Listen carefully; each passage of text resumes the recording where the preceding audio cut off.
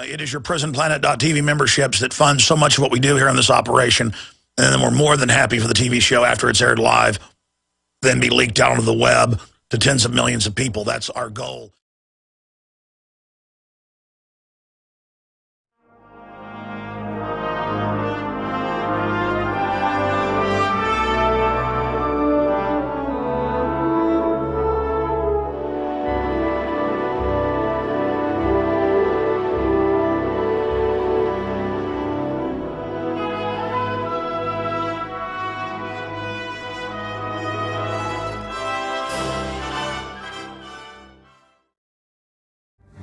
Ladies and gentlemen, we are locked and loaded, and we are ready to explode in defense of liberty.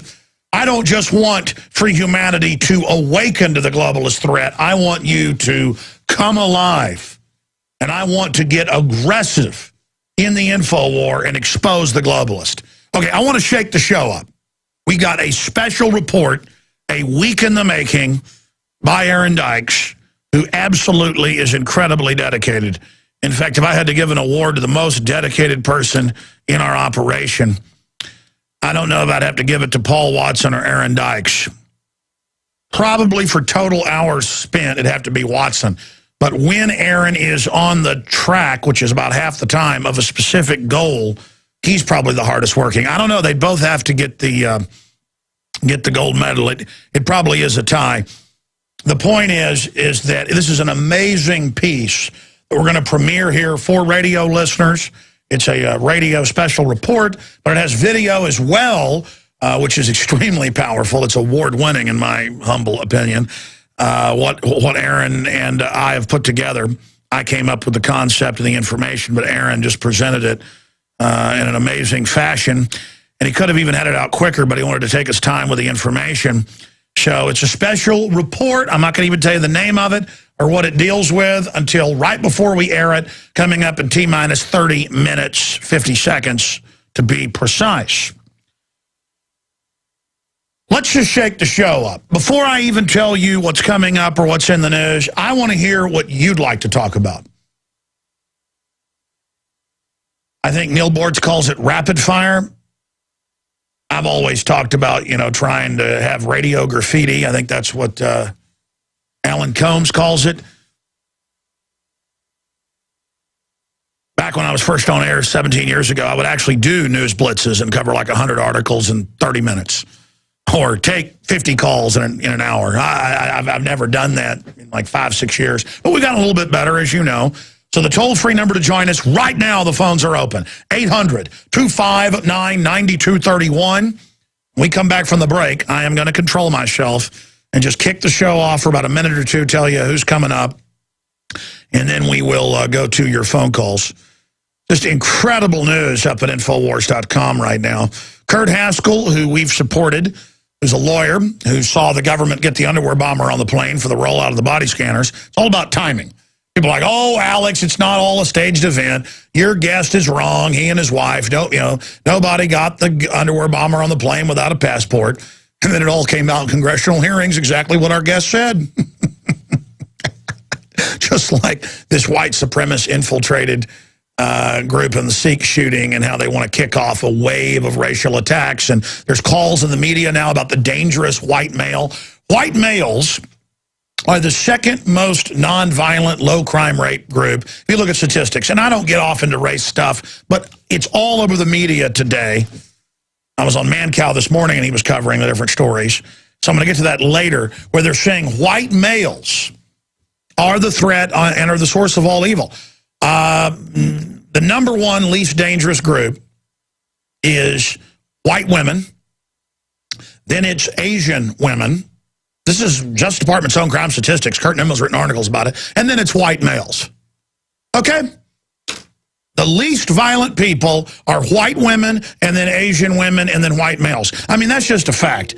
And I am sick of it. And now there's calls, I've got articles, to disarm veterans, saying they're all mentally ill and none of them can own guns.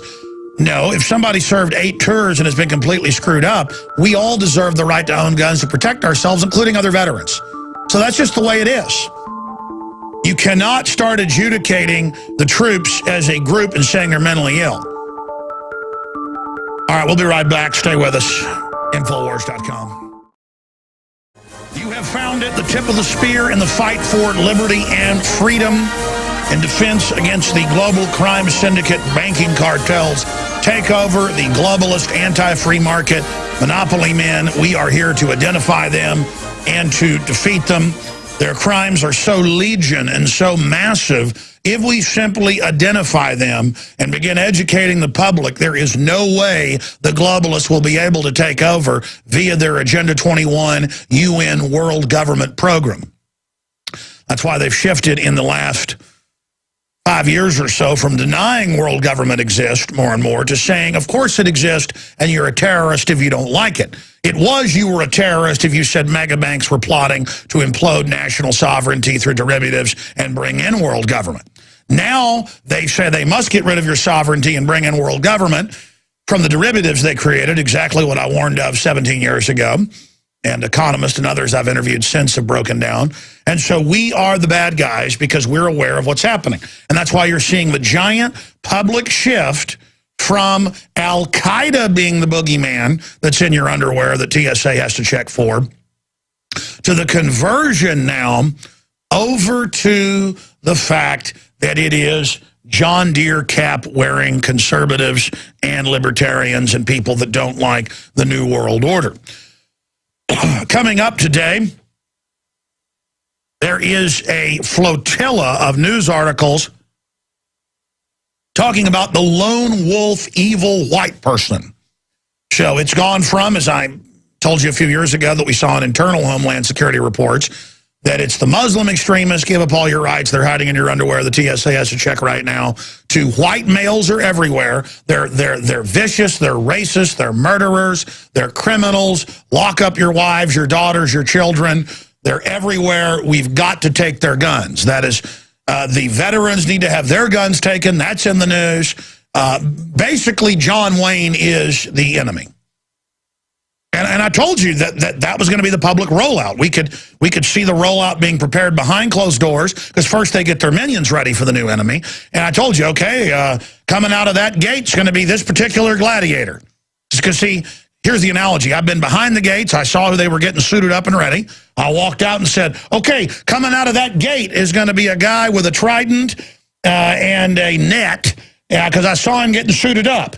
People are like, oh, no, you didn't see that. Boom, gates open. Rah, charging out right at us is the false flag terror attacks to be blamed on the evil whitey.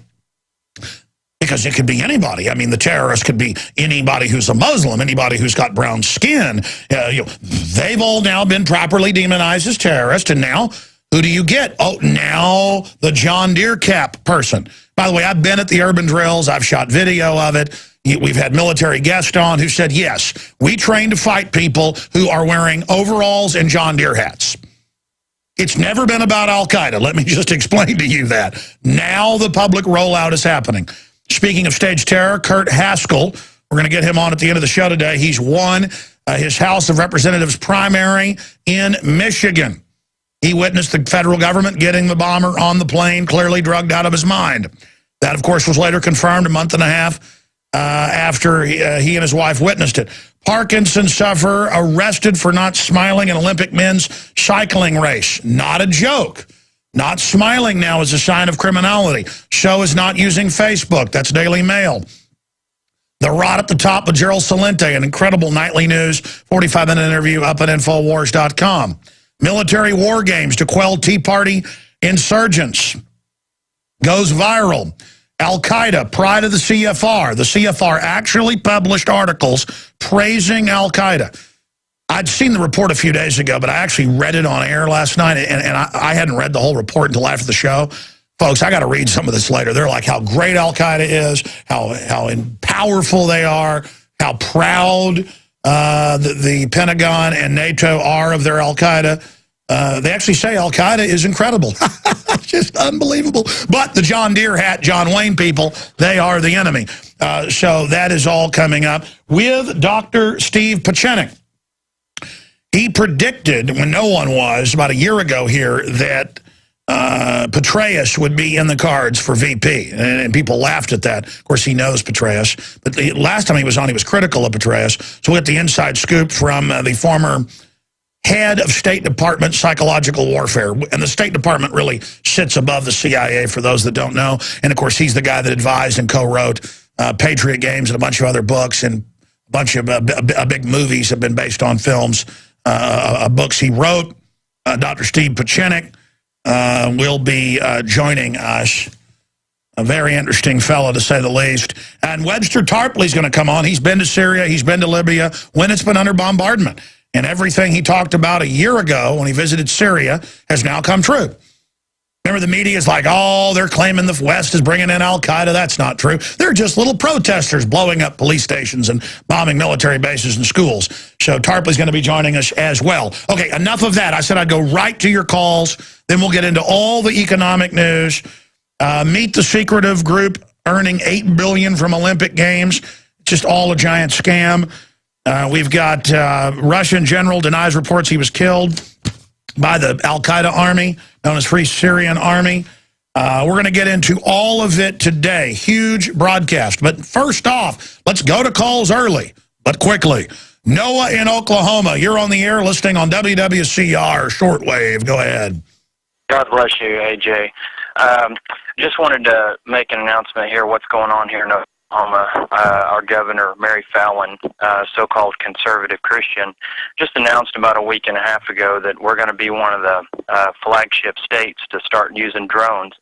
And I saw it on the local Fox affiliate here, and they did a pretty decent story on it, is why I thought maybe you might want to check it out. And by the way, they always say our states first. They've announced in Florida, Texas, Oklahoma, California, Virginia. I mean, I see the articles every day. Basically, every state has announced, we're the first to get it, and we're going to have shotguns and tear gas on them, and a bunch of Texas counties already got weaponized drones. So, yeah, tell us about it.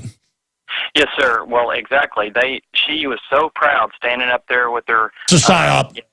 Yeah, she's standing up there with her big grin on her face saying, oh, this is going to bring in jobs and, help our economy and help so many things, Basically. Yeah, our new economy is checkpoints and drones and prisons. With our money, France has over 20 taxes their people pay. And if you make over €1 million a year, and you're already paying about 80% in tax or another, whatever you keep, you pay 75% on. And they got VAT as well on every level. That's the system we're going to live under. The power to tax is the power to destroy. And they're destroying the real economy right now by design. Go ahead. Yes, sir. Well, on the local Fox affiliate, I was really surprised, but they did a fair piece on it, and they actually covered the issues that you and I would be concerned about. And the man that was doing the interview, talking to the people that were going to implement this program, was saying, what about our privacy? What about, civil liberties? The guy was actually asking some decent questions. So if you can punch that up on YouTube, I don't know if it's out there or not. Somebody may have posted it, but it was a fairly decent piece. The guy Sure. did. What was the name of the station? It's Fox 25 of Oklahoma. Sure. We'll look up Fox 25 Oklahoma drones. Thank you so much. The courts have all ruled it's illegal. If you've got a fence around your house, a privacy fence, and a drone flies over it, it is violating your privacy. If it flies, what is it, less than, if it's above, I forget the exact rules, but I believe it's 5,000 feet. Now, 5,000 feet, they can fly around, surveil you. But again, it's all about this feeling of they're omnipresent and we're small. And it's about weaponizing them so they can send the drones out. Well, we covered the article yesterday that was adopted as policy.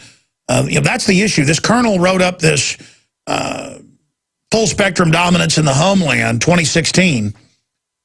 And it's a perspective, and it was adopted into an overall plan by the chairman of the Joint Chiefs of Staff,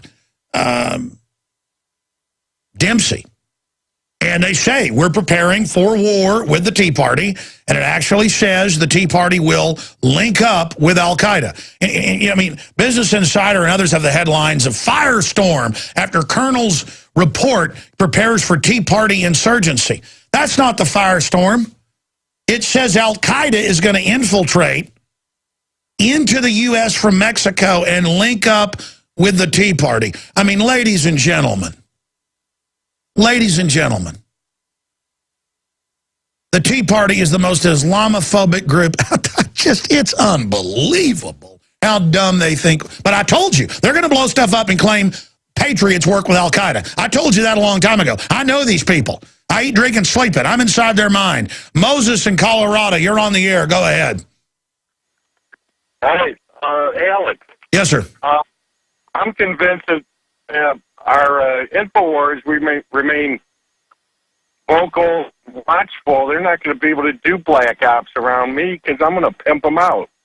I'll bust them and I'll blow the whistle on them. So that's one of our biggest hopes, is just like Kurt Haskell, and they know it. That's why they're really freaked out. They've said it. Our people are everywhere, terrorist, globalist. We know who you are. We're watching. We're going to catch you. Just like Kurt Haskell caught you putting the drugged out underwear bomber on the plane. I mean, I've been too near to death from these people to be bothered by them. I'm going to, expose them. Isn't it a good feeling to not be afraid?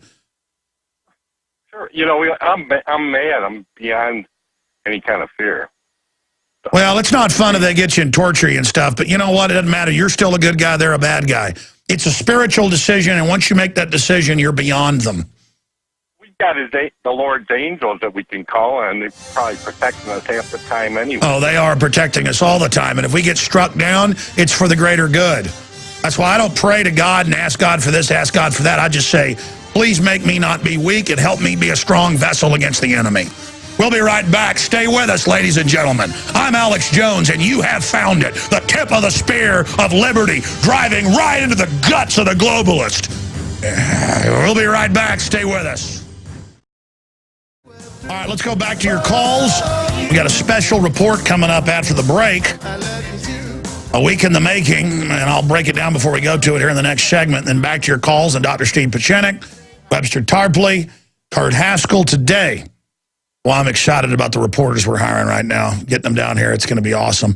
Let's go ahead and talk to Blue in Tennessee. Blue, you're on the air. Hey, Alex. There's a story that's out there that's not getting any traction, and it has to do with the Manhattan Project here in Oak Ridge, Tennessee.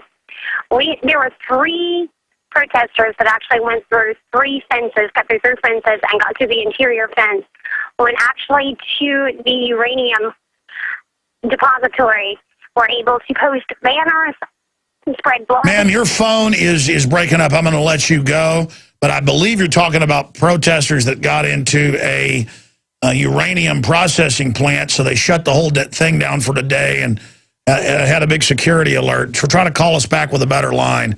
Angel in Texas, you're on the air. Hi, Alex. I'm in a very strange predicament. I live in El Paso, Texas, right on the border, and I'm actually experiencing police state, like up front. I'm actually seeing military inside police cars, and I can actually send you pictures of this. I'm actually seeing drones and helicopters and all kinds of crazy stuff here. One of the questions now, you're down by Fort Bliss, aren't you? Yes. That's yes, Joint Task Force. That's Joint Task Force 6. What's going on is that's actually where they train them, and then they exfiltrate back into police departments all over the country and get the police through peer pressure to engage in the illegal activity of military in kind of, they're not plain clothes, but they're just solid blue or black generic police uniforms, and they use them to kill citizens, what they call high-risk warrant service, mainly gun shop owners, gun owners, veterans.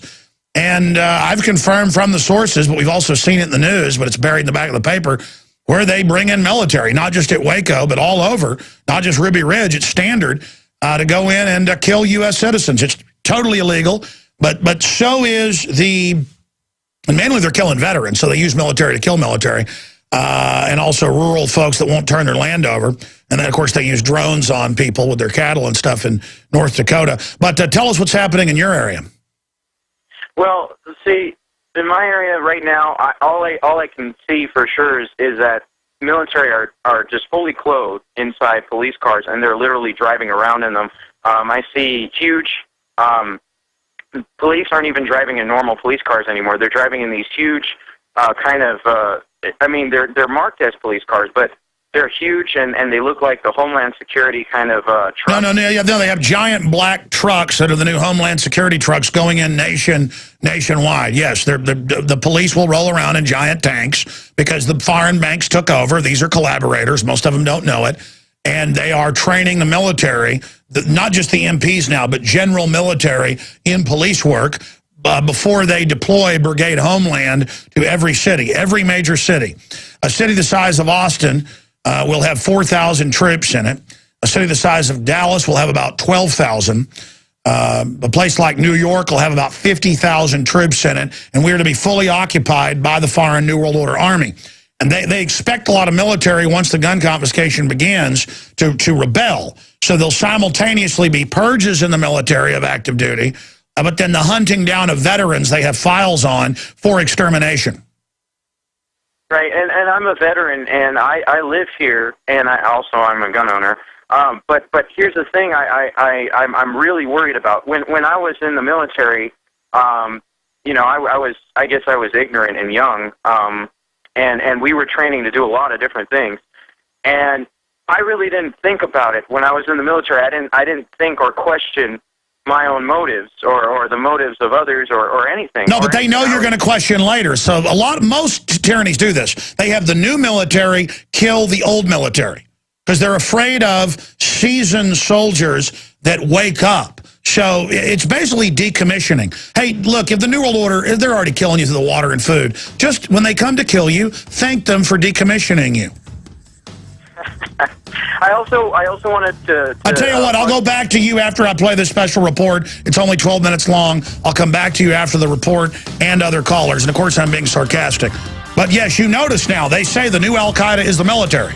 I told you that was coming. Homeland Security is here to destroy America. It works for the foreign banks. We'll be right back. The system that we're going under is not an American system. It is an alien, globalist, criminal takeover, and our enemies in publications, in elite publications meant for themselves that are public, though, arrogantly admit they run Al-Qaeda, arrogantly admit they want to end the family, arrogantly admit they're creating a top-down economy where global offshore banks are above the law and exempt from taxes, and where they will levy taxes on us so great that they can absolutely engineer our society in a hellish direction. We have had the Rothschilds pretty much in control since 1815 of global affairs. They merged with the Saxe-Coburg-Gothas at that time, the British royalty that's really Transylvanian royalty. The media calls them German royalty, but their precursor is Transylvanian. You can't make this stuff up. You can look that up, by the way, if you think I'm joking. And they have learned to develop a system of full-spectrum dominance where they fund all the sides of a conflict, sometimes more than two sides.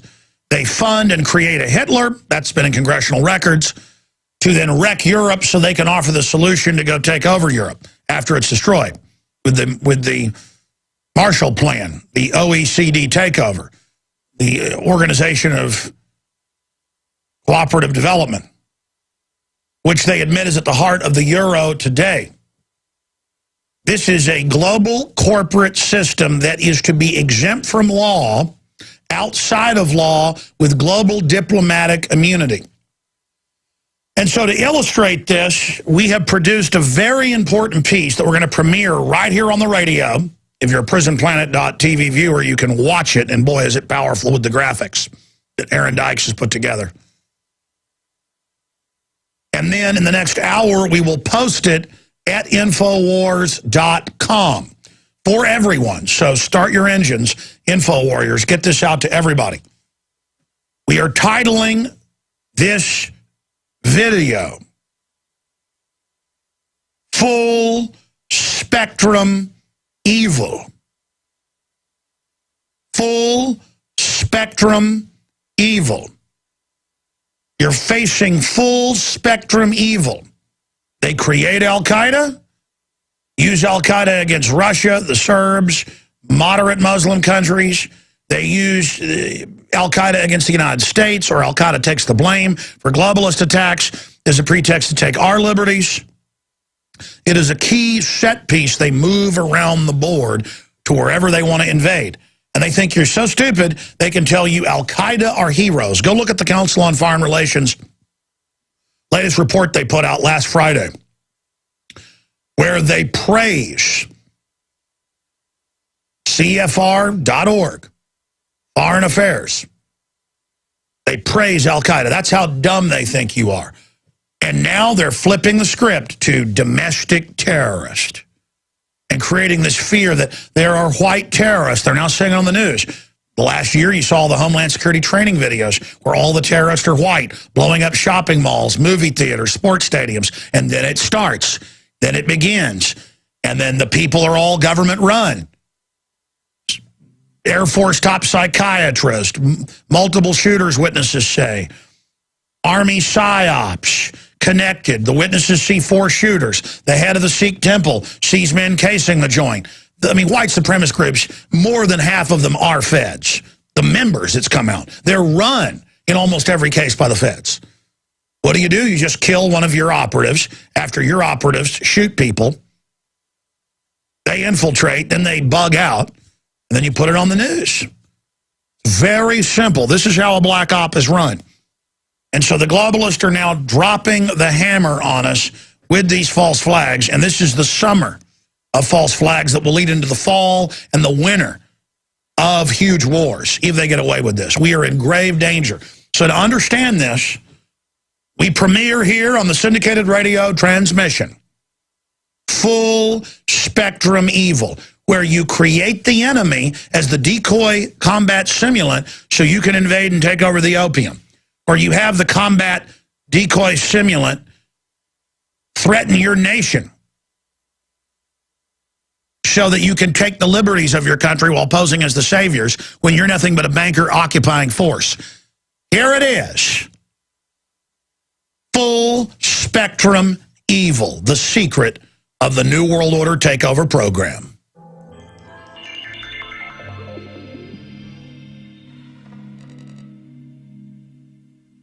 Alex Jones here to cover a topic, an issue that is one of the most important I've ever discussed.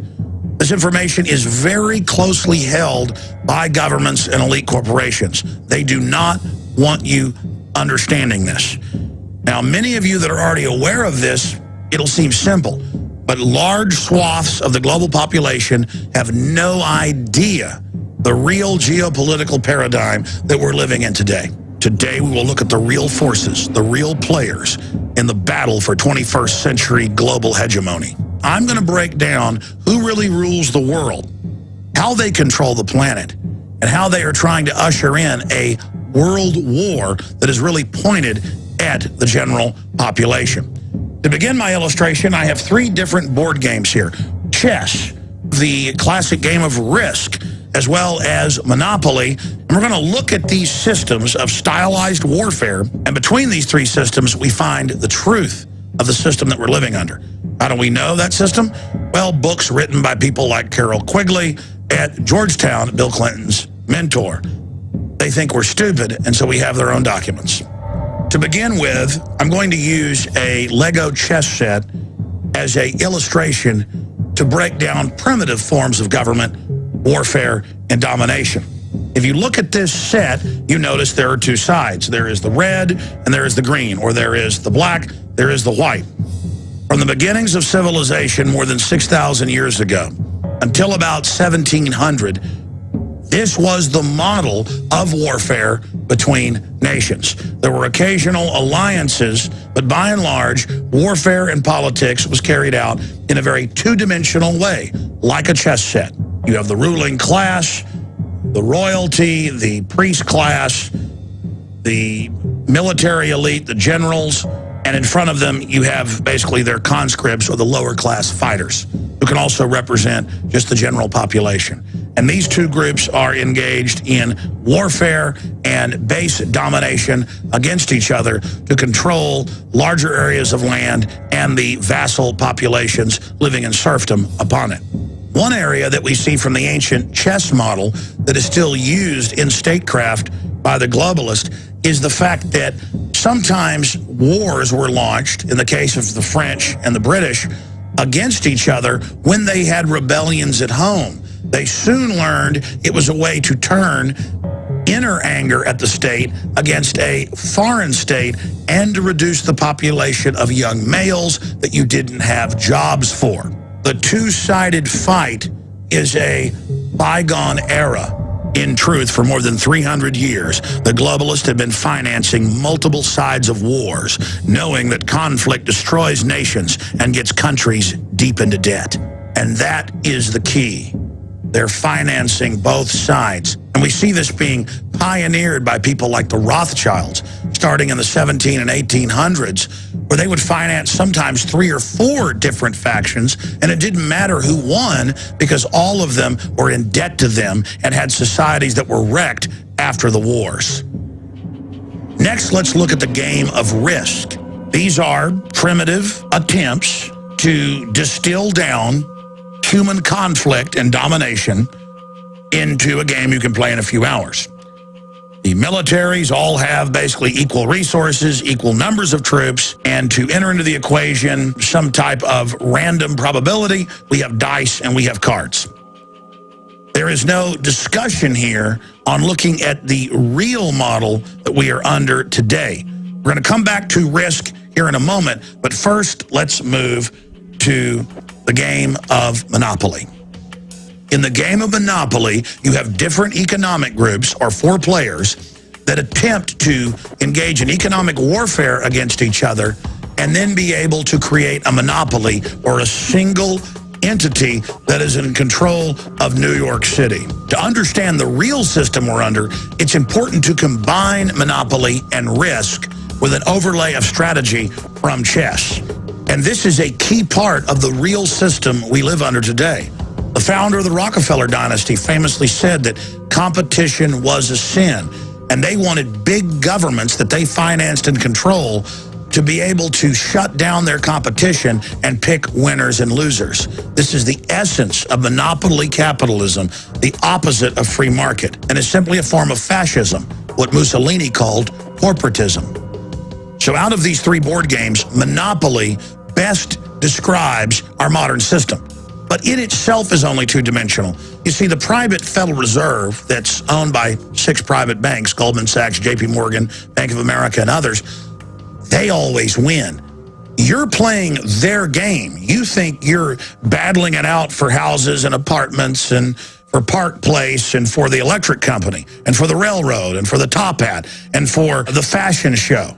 But it's the bankers that control the politicians. They've got the get-out-of-jail-free card. And they've got control of the money. The Treasury works for them. So the bank always wins.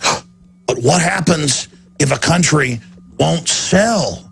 What happens if an African nation won't play the monopoly game? Or what happens if a Middle Eastern country doesn't want to be part of the modern bankster system based in London and New York? Well, then that's where risk comes in. Because they want to be able to take you over through economic espionage, as John Perkins has written in his bestseller, Confessions of an Economic Hitman.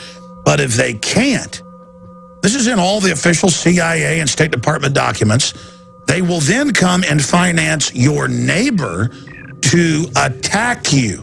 So Libya's not playing ball. It's building up and industrializing all of Africa. You want a global monopoly. You just play countries off against each other. You're a globalist. You've made yourselves exempt with diplomatic immunity at the United Nations. Who set that up? The robber barons. What do? You just have Al-Qaeda come out of Egypt into Libya, ethnically cleanse, blow up most of the infrastructure, knock out Gaddafi, and now they have to come to you and borrow money out of your bank to rebuild, and you own and control everything.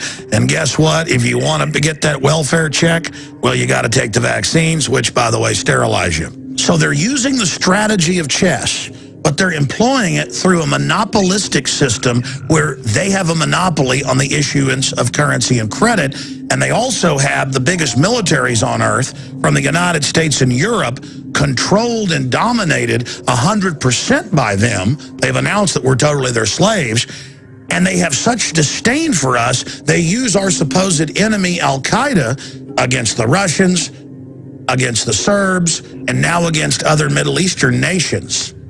while simultaneously telling us we need military-style occupation within our countries by the TSA and the military to keep us safe from Al-Qaeda, who they sponsored and created. And remember, the banksters are openly crowing and bragging that they have conquered you through monopoly capitalism. The question is, do we all work for central bankers? That's what I want to address to our guest tonight. Is this global governance at last? Is it one world, the central bankers in charge? Aren't we all just living and dying for what the central banks do? To answer your question, we are absolutely slaves to central banks. And they weren't able to do this because they had better products. They were able to do it because they created, through fractional reserve banking here in the U.S. and similar systems worldwide, unlimited free credit for themselves, which they then loan out to you at interest. But that wasn't enough of a fraud for them. In the last 20 years, they've deployed derivatives, completely made up counterfeit instruments to the tune of more than 1.5 quadrillion. That's 1,500 trillion. With that counterfeit money, they were able to buy up all of their competition, pay off the governments, and dominate defense industries as well as media to carry out their propaganda. And herein lies the big secret that they don't want you to know. The big secret hiding in plain view. We think about nations and continents and cultures. But in truth, the globalists, the bankers who have unlimited money, they're waging war against anyone else that has any assets because they want everyone to be impoverished, so you have to go to them and so that you have to follow all of their orders so they can control human development and society. In the past, they would brag about their real political system in fictional accounts, in movies like Network. Oh, there are no more peoples. There are no more nations, Mr. Beale. Each one of us has one piece of stock in the global system, one ecumenical giant global government. Except one thing, that big global corporate system they've been selling us on doesn't want us to even be alive. It's designed to consolidate control and then slowly cut off the resources while the banksters themselves pose as the saviors, selling people on getting deeper into the tyranny, and the pain will stop. When at the end of the tunnel is nothing but global extermination and eugenics so that these selfish, greedy scam artists can have the world and all of the incredible technology and life extension for themselves. And that's the big secret here. You have been warned. I'm Alex Jones signing off for Infowars.com. The ball is in your court. The rest is up to you. Please get this presentation out to everyone you know. We've got to understand the enemy we're facing if we have any chance of defeating these people. Humanity hangs in the balance. All right, there is the premiere of that information, and it will be uploaded to our main YouTube channel, the one with 230 million views. It will be uploaded in the next hour and will be red-linked at Infowars.com. So please get your pens and paper ready to write down a note, to remember to go to the site as soon as it goes up there. It's uploading right now. It could be shorter than an hour. And get it out to everyone you know. We're going to send it out at Twitter, twitter.com/RealAlexJones. If you follow us there, you'll be able to get it, or just go to our Twitter account. You'll find it there as well. Please help get this information out so people understand we are desperately trying to save humanity before the global technocratic drone robot kill grid is in place. Once Skynet is fully in place, they plan on releasing bioweapons. The global engineers have lulled everyone, or large portions of the global population, into a hype-driven fantasy world. But as the real world implodes around them, people are going to be more apt to get out of fantasy land and join us in reality and come in for the big win against the globalist. Look at Fast and Furious. Look at the LIBOR scandal. All this stuff's starting to come out. Bankers are hanging themselves and jumping off cliffs. They're really being killed by people above them so that they can't get the blame. But the point is that Ken Lay, Bernie Madoff, we can send all these people to prison. Now, our own corruption allows this to happen in the first place. We're never going to live in a perfect utopia until Jesus comes back. But The point is, the churches want you to think Christ is coming back tomorrow, so you never fight evil. If Christ was coming next week, we have a responsibility to fight evil. And if you're not a Christian, you have a responsibility to fight evil, because it will run all over you if you don't. This giant military-industrial complex is owned by foreign banks. It's building up for war against us. It's treasonous. This is our country, and it needs to stop. I mean, I saw an article in Human Events last week, and it's like, yeah, people don't like it, but it doesn't matter. Drones are coming, and they're going to be weaponized. You don't like it? So what? It's this attitude of yours, nothing you can do. Used to, they'd say, people love the weaponized drones. Now it's like, the drones are coming, and there's nothing you can do. You bet there's something we can do. All right, let's go back to the calls. Pieczenik, Dr. Steve Pieczenik's coming up at 8 after, but we're going to take calls right now. Let's go to back to Angel in Texas, because he brought up seeing police with military dress, and he's a veteran, driving around El Paso in the city. And I've seen this in the news, these giant black armored trucks that say Homeland Security, but police departments are getting them too, these big modern war wagons. And, I mean, all over the country, you heard the St. Louis police officers on, and it was in the news, of giant wheeled tanks driving around and even going in people's houses. I've got footage of where they've done urban warfare drills and set up real checkpoints. I mean, that's been in the news in Tennessee, you name it, just a few years ago. So, yeah, they're getting us ready for this. What was your other point, sir? I think that they run drills where I live as well. Because I actually can see them from Fort Bliss, just running certain drills. I don't know what exactly they're doing, but they're getting prepared like crazy, like really hardcore. Like they're really. All I got to say is, like, when I was in the military, I mean, the thing is that these young kids, they're just going to do what they're told, Alex. They're just going to bust through the door and they're just going to shoot people. Well, that's why they have. I mean, the military invented shoot 'em up video games. The games like Doom are to create instinctive shooting, get some, as they call it. And, yeah, that's what's going to happen. And the Civil War will start, and the bankers will sit back and laugh about it. What if this false flag is even more obvious? Like for example, with the James Holmes incident, I noticed something. I have a side-by-side photo of James Holmes and the guy in court on my website, and it looks shockingly different. I mean, to the point where even the nose has changed. Well, listen, I mean, look, the big tip-off is the underwear bomber was drugged up, so is Holmes. Holmes can't even talk. Okay, I mean, it's simple. They go shoot up a building, doesn't matter what people see, you bring in a drugged-up patsy. Because mind control is hard to run. I mean, you can get, like, Sirhan was drugged out, but they pinned his arm, he shot the gun against the wall, the cops said, no, the guy behind him shot RFK. I mean, that's in the police reports, but the media just said, no, it was Sirhan. So a lot of times now, they don't even have the drugged-up mind control guy do the shooting. You have a foreign black op team do it, you have the drugged-up idiot waiting in the parking lot. I mean, it's just how they do it.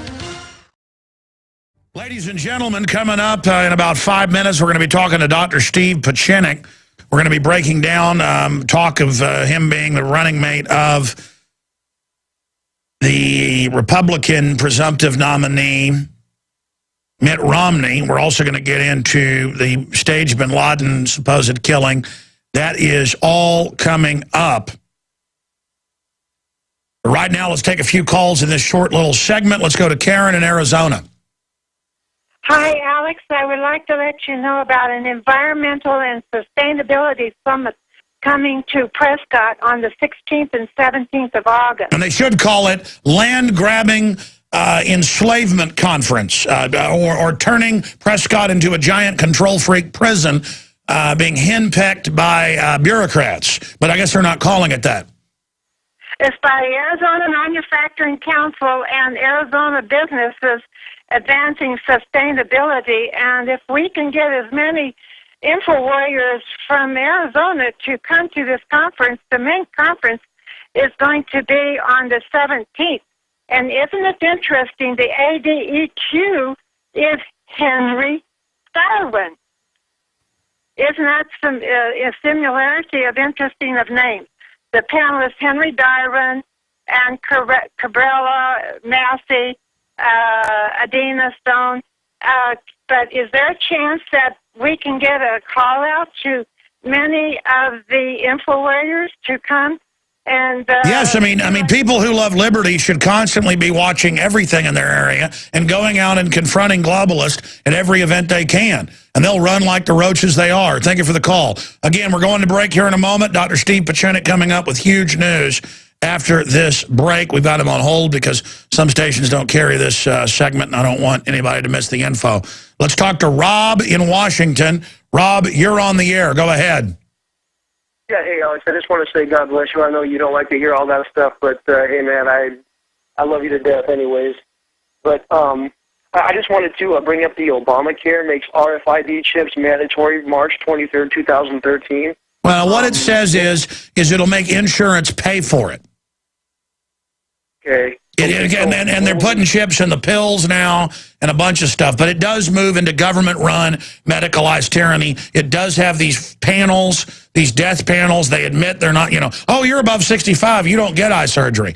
I mean, it's the hellish system they have in Canada, the hellish system they have in England.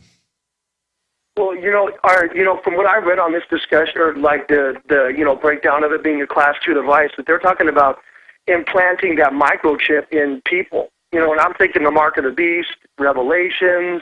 Yeah, well, sure. I mean, there are moves everywhere to make Alzheimer's patients, prisoners, you name it, take them. People, we were at a swim meet with our children a month ago, and some father's like, yeah, I guarantee when they come out with chips, I'm putting them in my daughter. I don't want to have to watch her, as if that's going to make you safe. All of this stuff has back doors built into it for tyranny. Well, I'm just wondering how they're going to try to force you to take it, because biblically it says that if you take the mark, you're separating yourself from God. I know this isn't a Christian show all the way, but my concerns are What do you mean it's not a Christian show? I appreciate your call, sir. Listen, it isn't about whether it's a Christian show. Most of the shows you hear on the radio that are on religious stations are worshiping world government, worshiping tyranny, Romans 13, Hitler's favorite Bible verse, do what the government says, all of this stuff, the Founding Fathers are bad type stuff, okay? This is a radio analysis, commentary, rant, guest transmission. So it's not like you can't call in and read Bible verses if you don't want to. But then it hits a stickler with me when people are like, ooh, I mentioned a Bible thing. Ooh, that's not okay. Because that's not what we're talking about here. Dr. Steve Pieczenik coming up.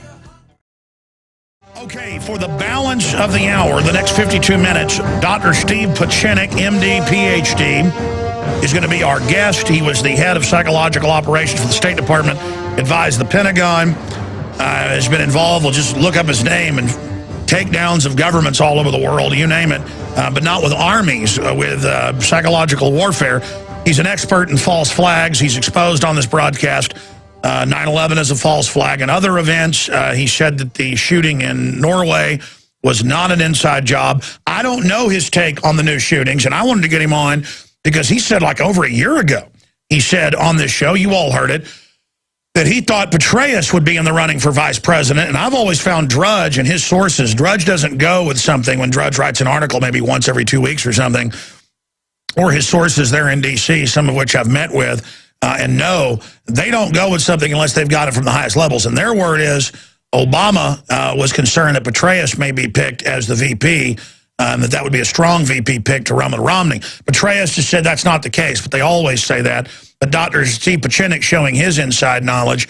I was saying that a year ago here, just like he said they had bin Laden on ice and would stage his death, announce his death later as a stunt. He broke down how that was a fraud. Now they're running TV ads, have a movie coming out about it. We'll get his take on that coming up later as well. But he separately, I believe, because he's talked to the producer, I haven't talked to him yet, said he wanted to get into the shooters, which I see this as a October surprise, because I saw the pre-scripting by Homeland Security saying it isn't Al-Qaeda now, it's going to be right-wing groups. And then you have Air Force psychiatrist over him, and you have a sheep-dipped Army, Black Ops, PsyOps guy. Because half the people in white supremacist groups are feds. The feds lead them, like Hal Turner. But I don't even know Dr. Pieczenik's take on that.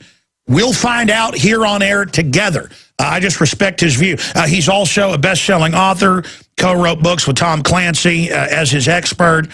Net Force, Ops Center, you name it, trained in psychiatry. I think the only guy to have a degree at the same time. He got Harvard University in International Relations at MIT. So he's also a doctor and a PhD. His novels are based on over 20 years' experience resolving international crises and hostage situations for the Department of State for 4 administrations. So he's a super insider, and he's very humble, like most big insiders are. But he has incredible courage to come on and say 9/11's an inside job. Now I'm going to try to sit back and shut up because I am obnoxious and let him start with wherever he wants to start. The shooters, Petraeus coming up, his recap of the bin Laden fable. Dr. Pieczenik, great to have you with us. It's always a pleasure, Alex. I think Obama and I can agree on one thing. Bin Laden's dead. Whether I said it was going to happen 10 years later or it happened, he's dead. So let's finish with that for a moment, and we'll lead to the other issue of false flag, which it's not in the Middle East. The Middle East war now that we have is not a false flag. It's a real war that's going on covert operations. And by the way, I will lead into the man who's leading that covert operation. He's a very brave man, and that's Petraeus. I've always had a great admiration for him since he was a major general, and I picked off his modus operandi, where he's very creative, he's very proactive. He's a man who, like many of our senior military officials, has a PhD and a master's degree. There are others, Keith Alexander, McAllister, all of whom have been trained and have other degrees beyond being warriors.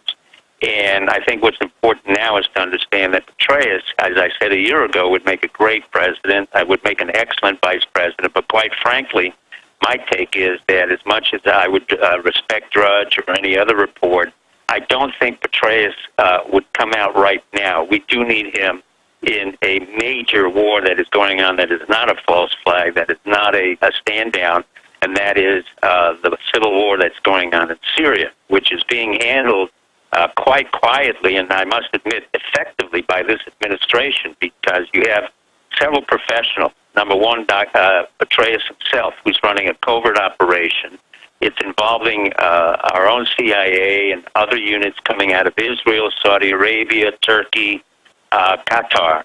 And then you have Iran and Russia and other elements involved in a counterforce. And what's really going on in the Middle East now, and it's interesting that neither Romney nor Obama have talked about it, is that we do have a real war going on between Sunnis and Shiites. This is not a false flag. This is not a stand-down. This is not an attempt by anybody to suppress information. It's simply that no one's talked about the substance. But isn't it a proxy war, Doctor? It is a proxy war. That's why General Petraeus now is important to maintaining that proxy war in terms of what it means. It doesn't mean proxy. The Saudis are funding al-Qaeda and Salafists. Salafists are extreme Islamic fundamentalists who actually are fighting against the Iranian Revolutionary Guard and, in fact, against the Syrians. Now, my own history with Syria is that it's not been a very hopeful history, but nevertheless, I will tell you what happened. I worked against Hafiz Assad, and I was part of a team that was effective in being able to bring him to a point and position during the Lebanese Civil War. That's right. You know him. That's on record. Tell folks about that. Well, what happened is Hafiz Assad was continuously creating explosions and disruptions in the Middle East. When we needed some cooperation, he eventually came to terms about 20, 30 years ago under the Reagan administration. I give credit to the Secretary of State Schultz and others who were involved in bringing Syria, as well as the Israelis, brought Syria, the United States, Israel, and Syria came together and effectively agreed quietly that Syria would be in charge of Lebanon and control the PLO, PFLP, and Hezbollah. And in return, Israel would pull back and not be concerned about terrorist activities. And that was going on for 20 to 30 years up till now, where Syria has been an effective surrogate in terms of maintaining peace and order. Their only interest in Lebanon was really the banking system. It was nothing else. Now, Syria is not a democracy, nor is any other country in the Middle East, except perhaps for Israel, which is, again, questionable given the ultra-Orthodox status of Bibi's government at this point. But the point of fact is neither Egypt, Qatar, Dubai, Saudi Arabia are democratic entities. institutions. They are autocratic. They are theological. And what is happening now is we have a major, major war going on. I was just in Turkey and interviewing Syrians, Iranians, Turks, Kurds. And what's happening, despite the good efforts of the Secretary of State, Hillary Clinton, and two very experienced professionals in the State Department, Nicholas Burns and Mark Grossman, who's particularly an expert in Turkey and knows it very well. He was our ambassador there. There is a major proxy war that will divide Syria into the northern part, either Kurds or northern Turkey. The southern part will be part of Lebanon. The eastern part goes into various elements of Iraq. And what we have is an ongoing civil war in full-fledged. The Israelis are now, for the first time, in real trouble since they've been in 1948, where three different borders, the northern border in Lebanon is exposed because Hezbollah is a proxy for Iran. On the eastern border, you have Salafist or Al-Qaeda units coming into Jordan. And on the southern border, as many of you know in your audience, you have the Egyptian military now fighting Al-Qaeda and Salafist units at Saudi Arabia. So Israel, for the first time, is confronting three borders of enemies and has to decide what kind of a war it will implement and what kind of covert actions they will get involved with. Right now, they are supporting the Saudi Arabians and the Salafists in Syria, but that can switch very quickly against Israel. Now you have Hamas fighting the actual Salafists and the Egyptians.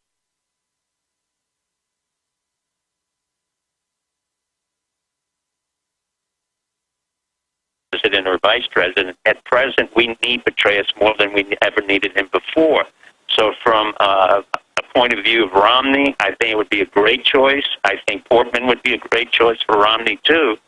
But the point of fact is right now we need him in this administration. With all due respect to Drudge and the president, I think the president has selected very well the key man who has to be able to run a covert operation alongside the Secretary of State, Hillary Clinton, and Brannon in the White House. So we have a lot of professionals in the field running a very quiet war where, honestly, neither the President Obama nor Romney has discussed this war, nor has it brought up in the campaign.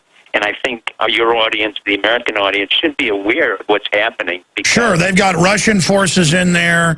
You've got Iranian, Hezbollah forces all clashing, but then Al-Qaeda, which even the CFR has been putting articles out praising what great fighters they are against Assad. And again, I know that you tried to stop the Assad Sr.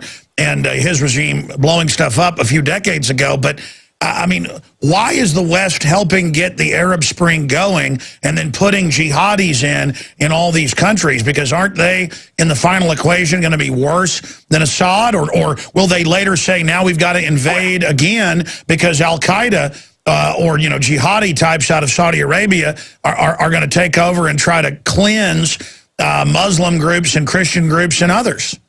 Well, Alex, this is where you and I often come together, and that's my personal point of view after leaving Turkey and interviewing and realizing what the situation is. And I will add a footnote. Not only was I against Hafiz Assad, but I was in Syria several years ago as a, quote, tourist, but I was interrogated by Bashir Assad and his people for 6-7 hours. So I don't have any personal affection for them, but I do have a respect professionally for Bashir Assad and the fact that he is protecting right now the Christians, the Alawites, who are really a variation of Christianity, contrary to what most people think. In 1923, the French created the Alawites as, quote, an offshoot of Muslims. He's also protecting the Druze, the Jews, and it's a very serious intelligence security apparatus that he's maintaining. And you're absolutely correct. My personal point of view is that we have once again allied ourselves with the real problem here, and that is Al-Qaeda.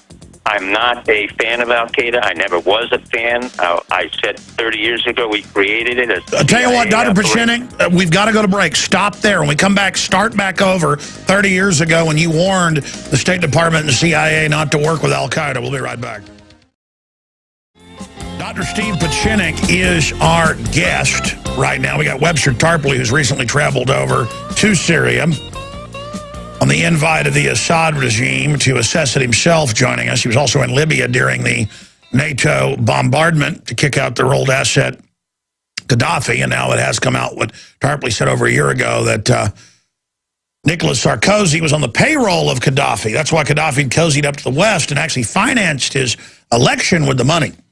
So he's now basically been raided and is quasi-hiding out, may go on the run. Here's the issue. We know they want to take out Syria before they go into Iran so that Syria can't attack through Lebanon with Hezbollah. We know Israel in 2007 basically got beaten by the anti-tank weapons. But those weapons are still in place. And so I see the big mega banks that are imploding the world economy right now wanting a big war. And that may be why they're pushing through, even though most of the Israeli intelligence and others have said, don't do this. Dr. Pieczenik, looking at just the wide picture in layman's terms, because you've been involved at all levels of this over the last few decades, and we left off, Doc, with you saying 30 years ago you didn't want to work with al-Qaeda. I mean, I understand the elements of the West want to take out the mullahs in Iran, but I mean, Saudi Arabia and al-Qaeda, why give the whole Middle East over to al-Qaeda? Well, the issue here is really, we don't have, with all due respect to what you're saying, for over 20 to 30 years, the issue of the Middle East is not about Israel. General Petraeus said it very succinctly and very well several years ago when he said Israel is strategic liability. That was not an anti-Semitic statement. That was a very clear strategic statement. The real issue in the Middle East has been over 20 to 30 years, and I've been involved with the Iranians, against the Iranians, with them. The real issue has been Sunni versus Shiite. And what you're seeing now in Syria is the expansion of Iran going into Syria and basically stating today that this is a world war where we, the Shiites, want to dominate the Middle East, and we will fight against the Sunnis. What happened is the CIA, rightfully, wrongfully, 20, 30 years ago, and I agreed with what they did initially, was to use al-Qaeda, although I warned them of the blowback, to fight the Afghanis and the Russians there. And we successfully got rid of the Soviets during the period of Jimmy Carter and then Reagan. And that was successful. The problem is in every successful operation, you create your own destruction years later, and it's untoward consequences. We don't often recognize it. With all due respect to the CIA and intelligence bureaus, we had a blowback, and the blowback is that al-Qaeda came back, the very people who we armed in Pakistan and the Taliban came back to fight us. Now we're in a world where there's not just good guys and bad guys. We have the better of the worst. We're talking about entities now that we don't really have national security interests other than saying we're going to have proxies fighting for us. Right now, our interest in the Middle East is minimal. We don't want to put soldiers on the ground, nor should we. The American public is tired. That's why I want both Obama and Romney to discuss this issue, not in terms of war with Iran and nuclear proliferation or Israel versus Iran, but really what is our national security interest in the Middle East? We have proxies. We have a very good ally in Turkey. We have a good ally in Saudi Arabia, in Qatar, Dubai. The issue then becomes, in those allies fighting Syria, do we have a national security interest? The answer is not really. Our national security interest is shifted correctly, as Hillary Clinton said, to the Pacific Ocean, where we do have an expansive China, which is economically threatening us at many different levels, and they have a potential coup. I don't want to get everybody confused right now, but what happened in that murder case had nothing to do with banking, and nor did the Middle East. The Middle East is strictly a war between Shiites and Sunnis. At this particular point in time, we've taken the Sunni position. My suspicion is within time, due to diplomacy and covert operations, we will probably work with both sides, Shiite and Sunni. The problem will be for Israel to decide how it can maintain its viability in a world where it no longer becomes a prominent power. Going to war, nuclear war, is not an issue for them. They can't sustain it. They're not able to do that.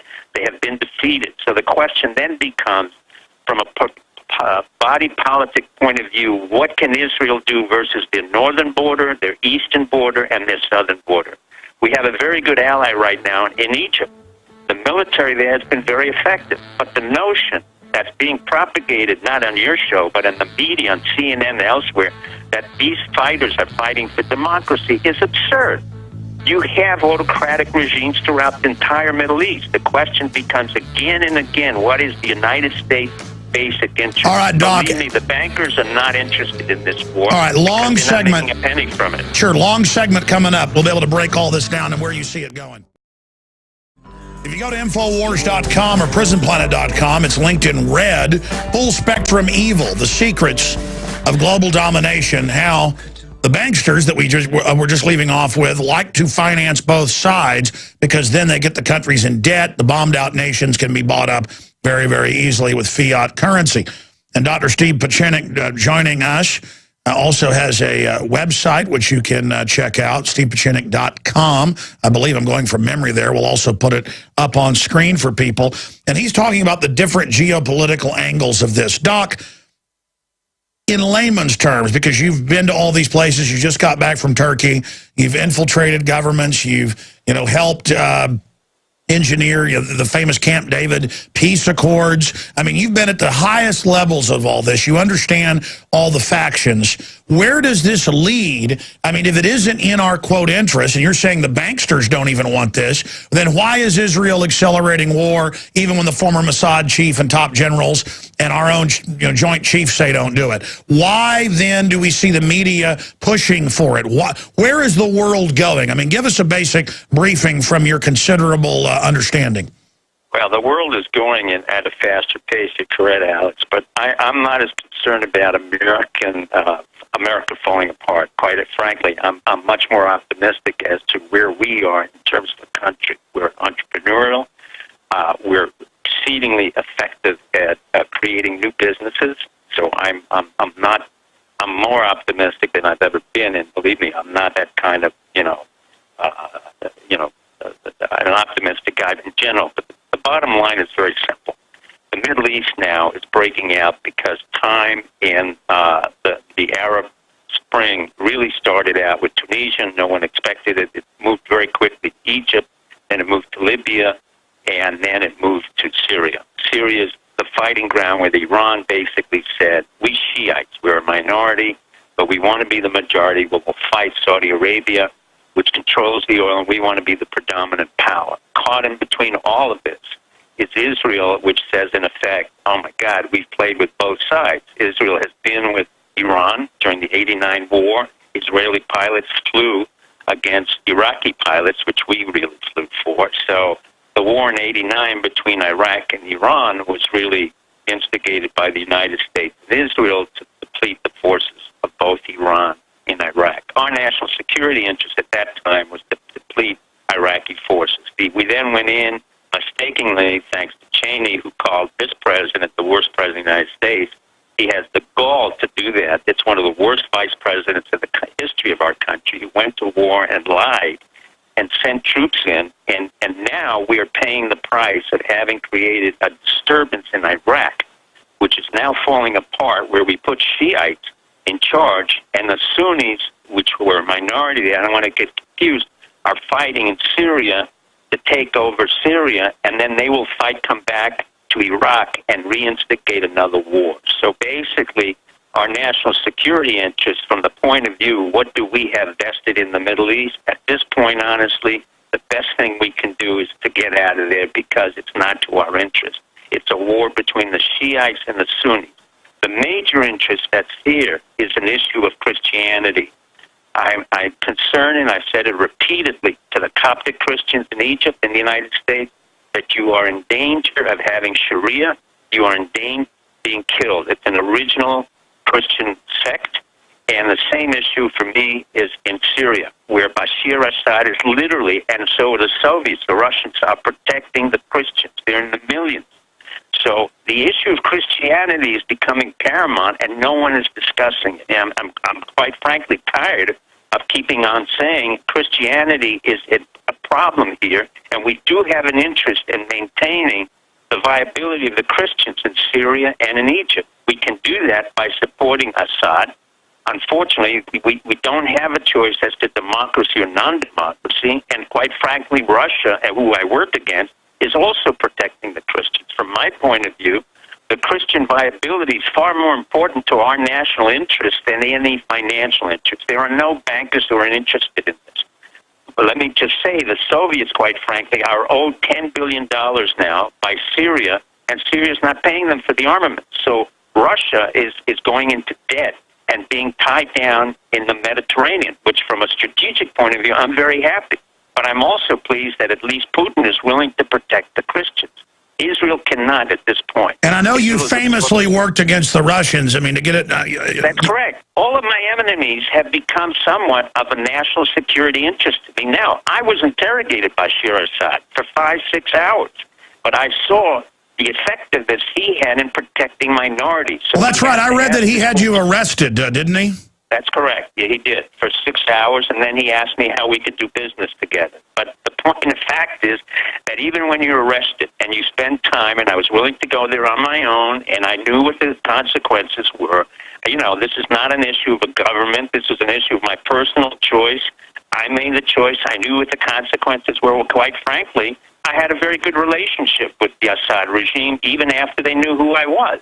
My point here right now is that we, the leaders of our country, have to address these issues in a sober, systematic way, because American No, I understand, but the media, Doc, is just hyping war, war, war. So break it down in layman's terms, but in layman's terms, you've got, look, I can't control the media. The New York Times, the Washington Post, CNN, you know, they're looking for the sensationalism. The real issue in layman's terms is this is a war between Shiites and Sunnis that's been there for generations.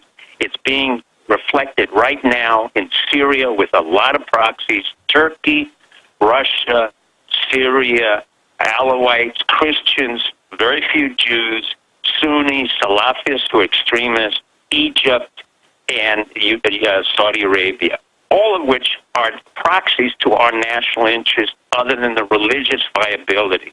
No bankers are making money out of this. Okay, but let's back this up then. I understand there's a bunch of different groups, and the West is siding with Saudi Arabia, and I've always known Saudi Arabia is a lot more powerful force than the media ever points out, because it is so powerful, because its money has been invested everywhere, and it's just unbelievably corrupt and out of control. But we're supposed to ignore all that. But pulling back then, knowing the area, unlike, many people even in your field, how did the whole Arab Spring start? Where is it going? Why did Anderson Cooper and other people, talk about how great it was, what's happening in Egypt, as they, persecute Christians and Jews and people? I mean, how did our government get to the point of publicly throwing its lot in with jihadis and Al-Qaeda and the Muslim Brotherhood? Well, that's a very good question. Number one, let me tell you, in 1973, I was first taught at MIT about a phenomenon called the Internet and social media. So the notion that Zuckerberg created social media that was, suddenly was created, that's false. It was done by DARPA, Defense Advanced Research Projects Agency, and the CIA back in 1973. Tunisia was the first spontaneous Arab Spring, where they went against the corrupt authoritarian regime, and there was the beginning of the Arab Spring. Our intelligence community sustained another Arab Spring, rightfully or wrongfully, in Egypt to take out Mubarak. The issue of corruption with Mubarak was very serious, and also it was serious vis-a-vis not the Islamic Brotherhood, but really the military, and whether the military would tolerate Mubarak's son's corruption. And that was an issue for a long time. We never discussed that. But I was involved in putting Mubarak there after Sadat. So we knew exactly how effective Mubarak would be. From that point on, several important intelligence operatives were arrested for things that they felt was important to democracy. But in a world where you can't choose good guys and bad guys, you sometimes have to choose the lesser evil of the two. And in case of Syria, that may be Assad. For reasons that I don't agree with, but I understand, we've chosen to go with the Sunnis. So the Muslim Brotherhood in Egypt, believe me, is nothing compared, and this is very complicated, but I have to explain it. The Muslim Brotherhood, or the Islamic Brotherhood, is nothing compared to what Saudi Arabia produces. And you're right, Alex. The core of the problem here, the center of gravity, is really Saudi Arabia. It has always been a problem. The Saudis do not have really a nation state. It is a feudal, it is a corrupt entity with many princes which don't exist in Islam, where they use the notion that they are protectors of Mecca and Medina as a false ideology to maintain a group of fighters called Salafists or Islamic extremists. We used them. They were expedient at that time. Whether we need to use them now, no, but they're being used right now. And those who are involved with it know that there will be a blowback from this, because those Salafists who are fighting in Syria, supported by Saudi Arabia and Qatar, will eventually go back to Iraq, which is a Shia country controlled now, and create more problems. Why we do certain things, we do it because we have certain leaders and we have certain controls or non-controls, but we don't have an open discussion as we should have in the body politic. This may be the first discussion I have ever heard. Why Anderson Cooper talks about this? Number one, I mean, you have to enjoy Anderson Cooper. He's a very narcissistic, I think very infantile individual who really served at the CIA as an internship. So his agenda is not exactly to give you the news. It is to propagate certain elements of the CIA notion that we were fighting for freedom. We're not fighting for freedom. We were changing regimes. It's a sloppy way to do it. I don't agree with it. I've been in the business of regime change. We don't need all these operatives. We don't need the military. But the important point to understand now is we're now in a different scenario where we are in a business of choosing the better of the worst. And right now, I'm a little bit more optimistic than I was before. This is not a conspiracy. This is not the bankers of the world. This is not a Zionist conspiracy. There are real issues that have to be dealt with. The president, I think, is doing as well as he can. He's not getting credit for it because simply he hasn't discussed it. And in turn, you have Brannon, who's in the White House, doing everything he can on counterterrorism. You have Petraeus in the CIA, exceedingly effective general who understands the limitations of the CIA. Remember, it's not a monolithic entity, as well as working with military intelligence. I don't want to get into components, and trying to avoid bringing in our soldiers into an area where we can no longer fight or want to fight. So we're limited by our full expansion of power. At the same time, Obama and Hillary Clinton correctly said we're shifting our balance to Pacific. That means Vietnam, Indonesia, Cambodia, which I was involved in, and trying to limit and contain the expansion of China, which is an economic threat to us because of their ability to lower their prices and be able to economically dominate the world where we can't compete. Well, let me ask you this question then. I want to pull back to the larger geopolitical field here. In your gut, what do you expect to happen now with the Iran attack, with these proxy wars, with the encirclement of China, with all the power machinations that are going on over there? Because people email me, they call in and they say, Alex, why are you supporting Russia and Assad? I'm not. It's a country sitting there that has not been in an aggressive stance for a long time. And then now they're going to put a bunch of jihadis in there. They're going to kill all the Christians and Jews. And I am against these aggressive wars. I mean, it's a very simple thing of, not supporting aggressive wars. But all these other countries think in proxies and what they can get in subterfuge. So I get the point of then our system becomes subterfuge. But when you dance with the devil doesn't change, you change. And I see our Bill of Rights and Constitution going out the door. I see Homeland Security setting up checkpoints everywhere. I see them openly preparing the Secretary of the Army for troops in America. Dr. Pieczenik, what are they getting ready for? I don't think we're getting ready for anything, quite frankly, Alex. With all due respect to your analysis, I think it's correct in one way. I think Assad in Syria is going to be handled by our regional allies. And what I mean by that is we have a very good man in Mark Grossman and Petraeus. I can't emphasize that enough because the feet on the ground now is not a soldier, it's a diplomat. And that diplomat in particular, Grossman, knows Turkey extremely well.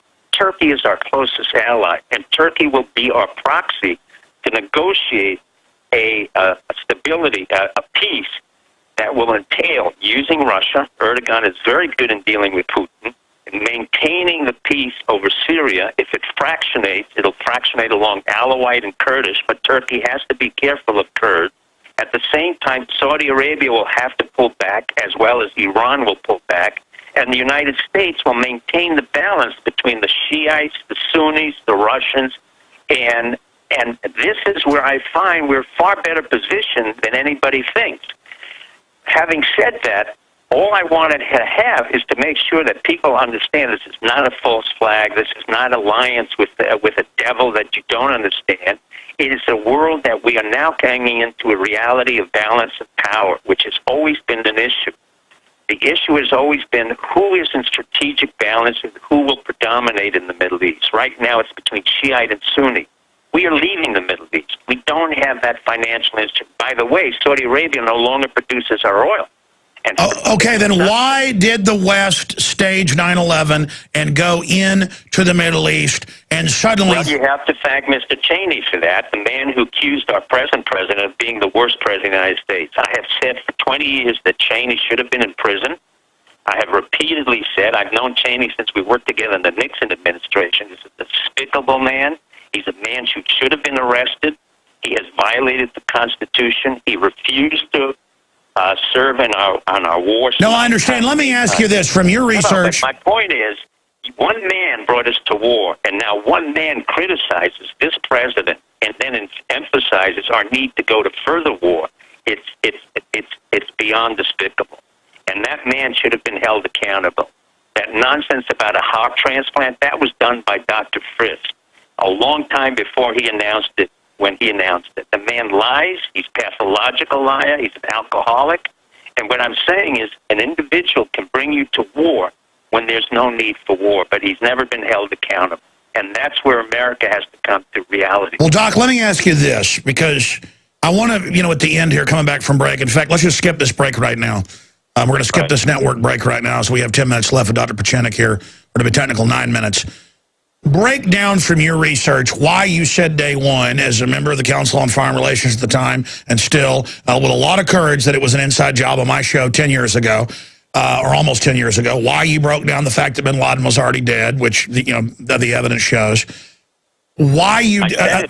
Sure. I said it because I was trying to warn the American public that we would go to war in Iraq, and the reasons for the war were deceptive, were lies, and that it was created by Cheney and Bush Jr., and by Rumsfeld and others who were involved, Hadley, who was his chief of staff, and others who were the... Sure, here's my next question. I've never asked you this. From your research, knowing how this stuff works, how did they pull off something that big? I mean, I understand you don't know the full operation, you just know they did it. I know the full operation because I taught it at the National War College. Okay, teach us then. What did they do on 9/11?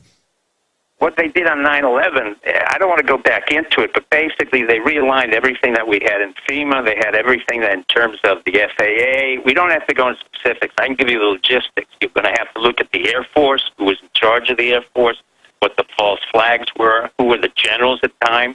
This is not what we have right now. What we have is exceedingly responsible generals. No, I understand, but people need to know historically... No, people have to understand that if they want to go back and spend that time now, we're losing time to really understand where we're heading in much faster time, Alex. That's what I'm trying to I know, but they use 9/11 to have the military-industrial complex start setting up a police state here. We need to kill the myth of 9/11, not just to get us out of Iraq, but to get the TSA out of my pants. If you want to kill the myth of 9/11, then bring Cheney and Bush Jr. before trial and jury. And a prosecutor. Doc, here's the thing. I want to take my kids. I want to be able to take my kids to Disney World without a fat pedophile abusing them. Okay, so nobody's going to look. Let me tell you. Let's get it clear. The feds have been doing their job, and they've been doing it very effectively. What happened recently with the killer, who has been accused of, where we went into the Sikhs, and it was said that he was trained by the Army to be a killer. It's nonsense. The Army didn't train Mr. Page to be a killer. The Army had him in. He was in there. He was a neo-Nazi. The feds, the FBI in particular, have been exceedingly good at breaking up neo-Nazis. Exceedingly good. However, thanks to 9/11 and Cheney in particular, and Michael Hayden, General Hayden, who monitored everybody during 9/11, the FBI had to pull back. Mueller's a very, very responsible director. Sure, what I'm saying is I'm sick of the TSA and the checkpoints. We have to kill them at the 9/11. Briefly, I have no problem with the TSA being disbanded and Homeland Security. No, I know, but here's the deal then. Briefly, I mean, obviously, yes, Cheney took the power for NORAD to do shoot-downs the month before, gave it back after 9/11. They had drills of the targets being hit, so that's how, I mean, we know about the stand-down, but basically, from what I know, correct me if I'm wrong, the hijackers were doing drills of infiltrating airports and getting on board for the Department of Defense and CIA. They were set up. Nerve gas was released on the aircraft because the people said there's smoke, we can't breathe.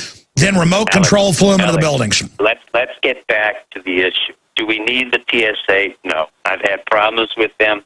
They rip off the luggage. You've had the lowest level quality employees coming in. They literally ripped off and stole a Class 3 drug that I had, which was a sleeping pill. You have the worst of the worst being brought in, thanks to Chertoff, thanks to the neocons and Bush. Yeah, they robbed me. They stole wait, Alex, I want your audience to address that issue. Yes. Secondly, do we need them? No. Is that an issue for us? No. Is internal security an issue? Yes, but it has to be balanced by the liberties. That's why the FBI has been very responsible on this issue. The TSA is a totally useless organization which should have been thrown out years ago, and it was set up by the neocons. We don't have a TSA in Europe or Turkey, where I had a lot of Muslims and a lot of potential problems, and they don't have that. So what I'm saying to you, let's address the present issues, but let's go on to, let us give to Caesar that which belongs to Caesar. The FBI has done an incredible job on domestic issues of terrorism without suppression of liberty, on issues of neo-Nazis, of domestic terrorism, and other concerns. If they wanted to suppress our liberties, believe me, they don't have that capability.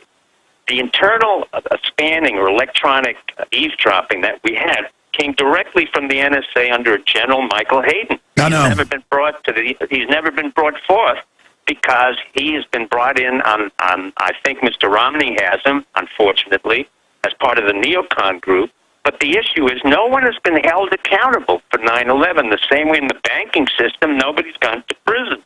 Now, the reason I go on your show is very simple. I don't need to promote what I have or read my books. As you know, I'm not interested in really talking about myself. What I'm interested in saying is, America, wake up. We're not as bad as we think, and we're not as great as we would like to be. We do have to have responsible representation. The issue of a president is that domestically, most presidents don't have as much power as that people think domestically. The only time a president of the United States has power is internationally. They go to war. That's why Bush Jr. went to war, Cheney went to war, and they created a false flag. And Rumsfeld said it very clearly. If you blame us Republicans for this false flag, then you blame Franklin Roosevelt. Wolfowitz was a father of this plan because he studied stand down under in the University of Chicago. Richard Pearl, Zalmay Khalilzad. The list is endless. Sure, they were under Lemnitzer. They were under Lemnitzer. Well, they're not on the Lemnitzer. They were trained by Wohlstetter at Chicago when I was at MIT. We knew about this. This is not this is not unknown. Stand down and false flag was created under Roosevelt. It was created under the LBJ. It's not a privilege to any one administration. I know, yeah. Republicans and Democrats have had it. My point now, Alex, is we can work on the past, but we deal with the present and the future. Our biggest problem now for our military has nothing to do with banking, not even the Middle East. It has to do with cyber warfare, which is going on every day now. And a bill was failed in the Senate to support cyber warfare, which we need to support because every minute of every day we're being attacked by countless entities all around the world. I'm not blaming one country, but China is effective in that. And we have not integrated our cyber warfare capacity between the military and the private companies. And I don't know the specifics of the bill, but it failed in the Senate. And here we have a real problem. This is not about suppressing our freedoms or anything else. It's about maintaining the viability of our infrastructures. If we don't address that issue, you can forget the Middle East, you can forget China, because one electron can take down our hydroelectric capacity all the way from Quebec down to Miami. Those are the issues that you should be addressing. All right. Well, Doc, listen, I really appreciate you spending the hour with us today. StevePieczenik.com, an interesting perspective. And we really appreciate you taking the time out, and hopefully can get you back up in the near future. Thank you for your courage exposing 9/11 and your insight on the Middle East. All right, there goes Dr. Steve Pieczenik. We're going to come back with Webster Griffin Tarpley and get his view on what's happening. But you just heard Dr. Pieczenik saying this backing of al-Qaeda is really nasty. And I can't believe the CFR would put out an article praising al-Qaeda, what great fighters they are. I read it on air last night. The article's up at Infowars.com with links to the CFR. I mean, we're living in la-la land right now. All right, stay with us. More coming up. Ladies and gentlemen, joining us coming up in the next segment, Webster Griffin Tarpley, who's recently been in Syria and Libya after the al-Qaeda takeover. He's going to be joining us. Guys, will you print me the Council on Foreign Relations report that was in Watson's article yesterday so I can actually read those quotes? Or it's over in the other studio from last night where I read the quotes of the CFR going, oh, al-Qaeda is so brave and good and doing such a good job. Listen, if al-Qaeda is brave and good, I'm a monkey's uncle, and I want potbelly pedophiles to not put their hands on my genitals, okay? I don't want checkpoints. I don't want all this stupid paranoia, okay? And let me tell you, the military is gearing up for martial law in this country in a giant Iran attack. Just that simple. And they staged 9/11. They could stage anything. We're in a lot of trouble, and I'm tired of it. I want my country back. I don't want to be a slave. It's real simple. I don't want foreign banks overrunning us and robbing the Treasury. Jim in Minnesota, you're on the air. Thanks for holding, brother. Go ahead. Yeah, Alex? Yes, sir. Yeah, I had some comments. I don't quite understand. I've been a citizen for a constitutional republic since 1990. And it just seems to me that if we take a dog license from the federal government, that we shouldn't be surprised how they treat us. Are you familiar with the power of visitation? All right, you're getting into a bunch of patriot legal stuff about what type of citizen you are versus being part of the whole corporate globalist fiction. I know there's a lot of truth to that. The problem is the globalists don't care. They bomb whatever country, they drone whatever country, they put poison in the vaccines. They're lawless, flagrant criminals because we haven't gotten in their face and denounced them as scum. It's an info war. All the legalese and stuff, Jim, just doesn't really go anywhere because they don't care. I mean, I do think if you get out of their system and you want to effectively choose that route, that does hurt them. When people just don't comply with any of it, just do whatever you want, they're almost powerless. The problem is, then it's hard to operate on a large scale. Individually, if you have skills, you can operate pretty much out of the system. But to scale up to what we're doing, you can't do it. I appreciate your call, because I don't know really where you're going, and I'm done with that. Dave in Michigan, you're on the air. Go ahead. Yes. Yesterday's show was a real treat for me because you had on one of my heroes, William Norman Grigg. Now, he didn't get his information out, and I think he's too humble an individual to ask for that. But I'd like to do that, if I may. Well, I gave his website out about 50 times. Let me... Hold on just a minute. I don't mind. Am I bad I had him on? Are you saying I didn't have him on, or what?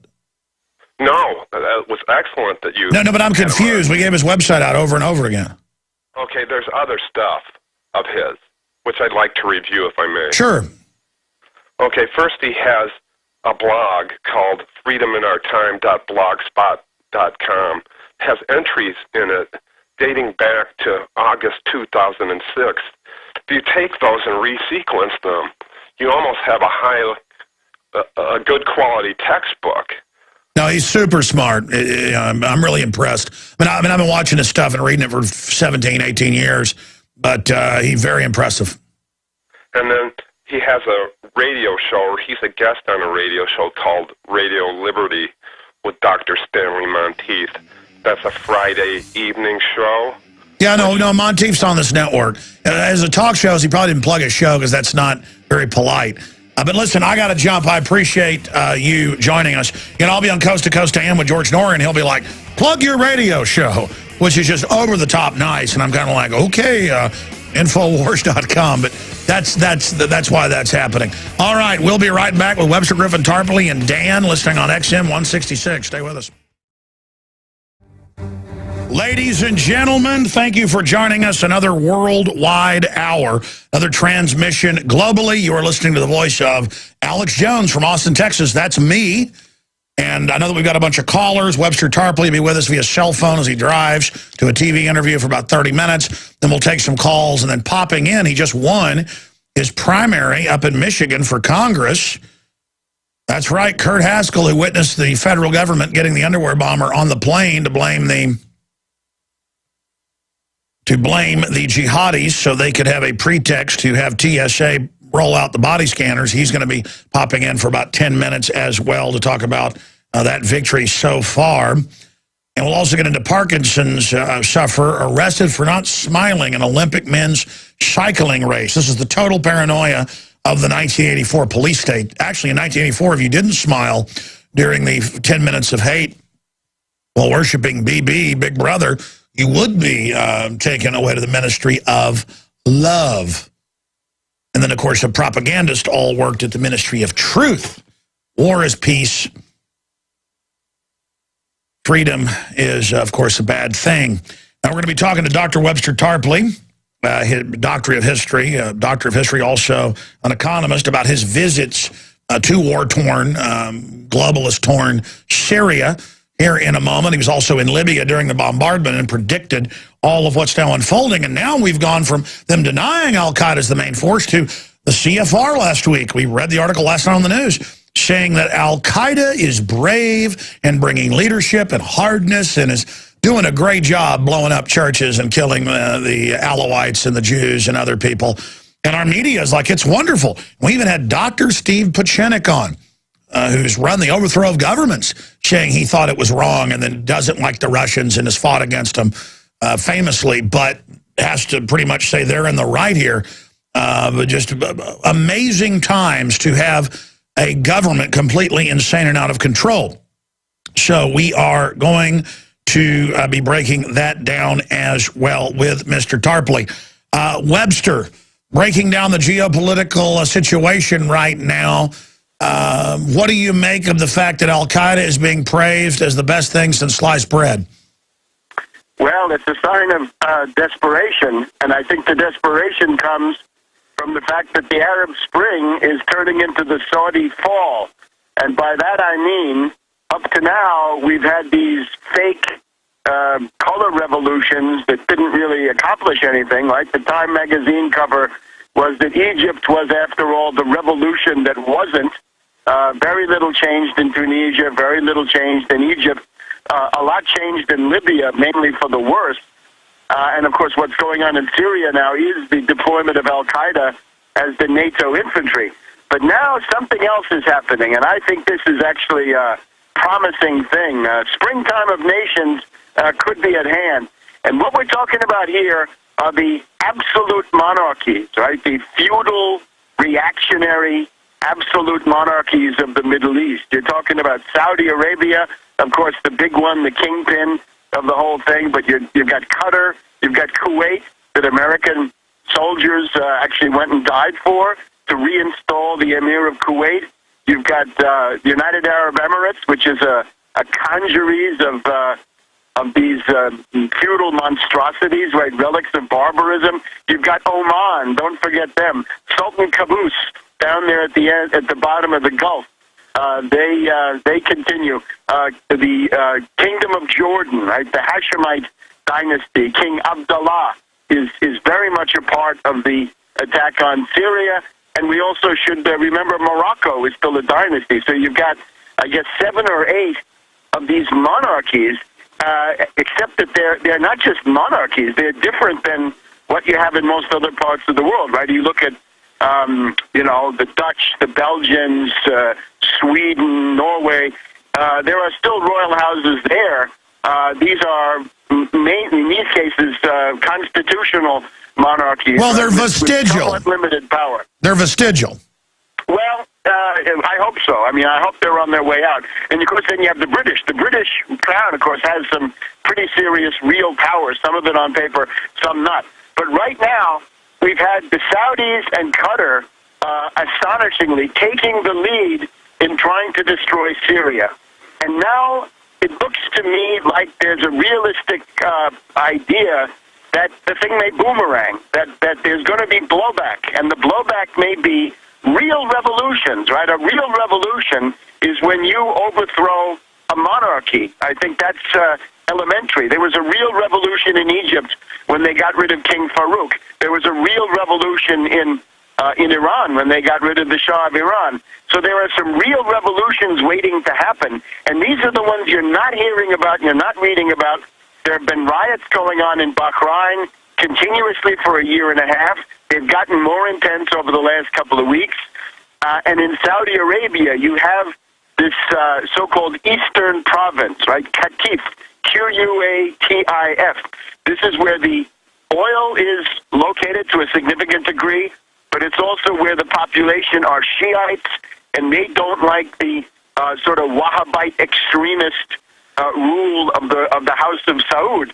And people have been getting killed there. There have been big demonstrations suppressed by security forces. Not a word coming from Hillary Clinton about any of that, right? Not a word from Obama or Susan Rice or from the Republicans, for that matter. And we've just gotten an opinion from a kind of a Saudi expert who says that he thinks that we right now in the Middle East, of course, we've got the Ramadan holiday, right? Ramadan tends to suppress certain kinds of activity because you can't eat anything while the sun is out. So you've got to eat breakfast really early and then fast all day, and then you break your fast when it gets to be dark. So it means that the amount of energy that people have is somewhat limited.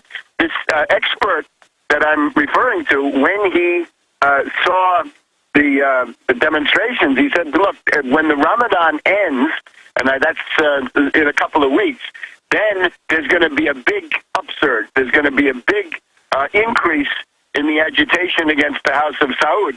And the other thing that he said, which I think is also significant, that the royal family of Saudi Arabia is beginning to splinter. In other words, there are factions that are emerging.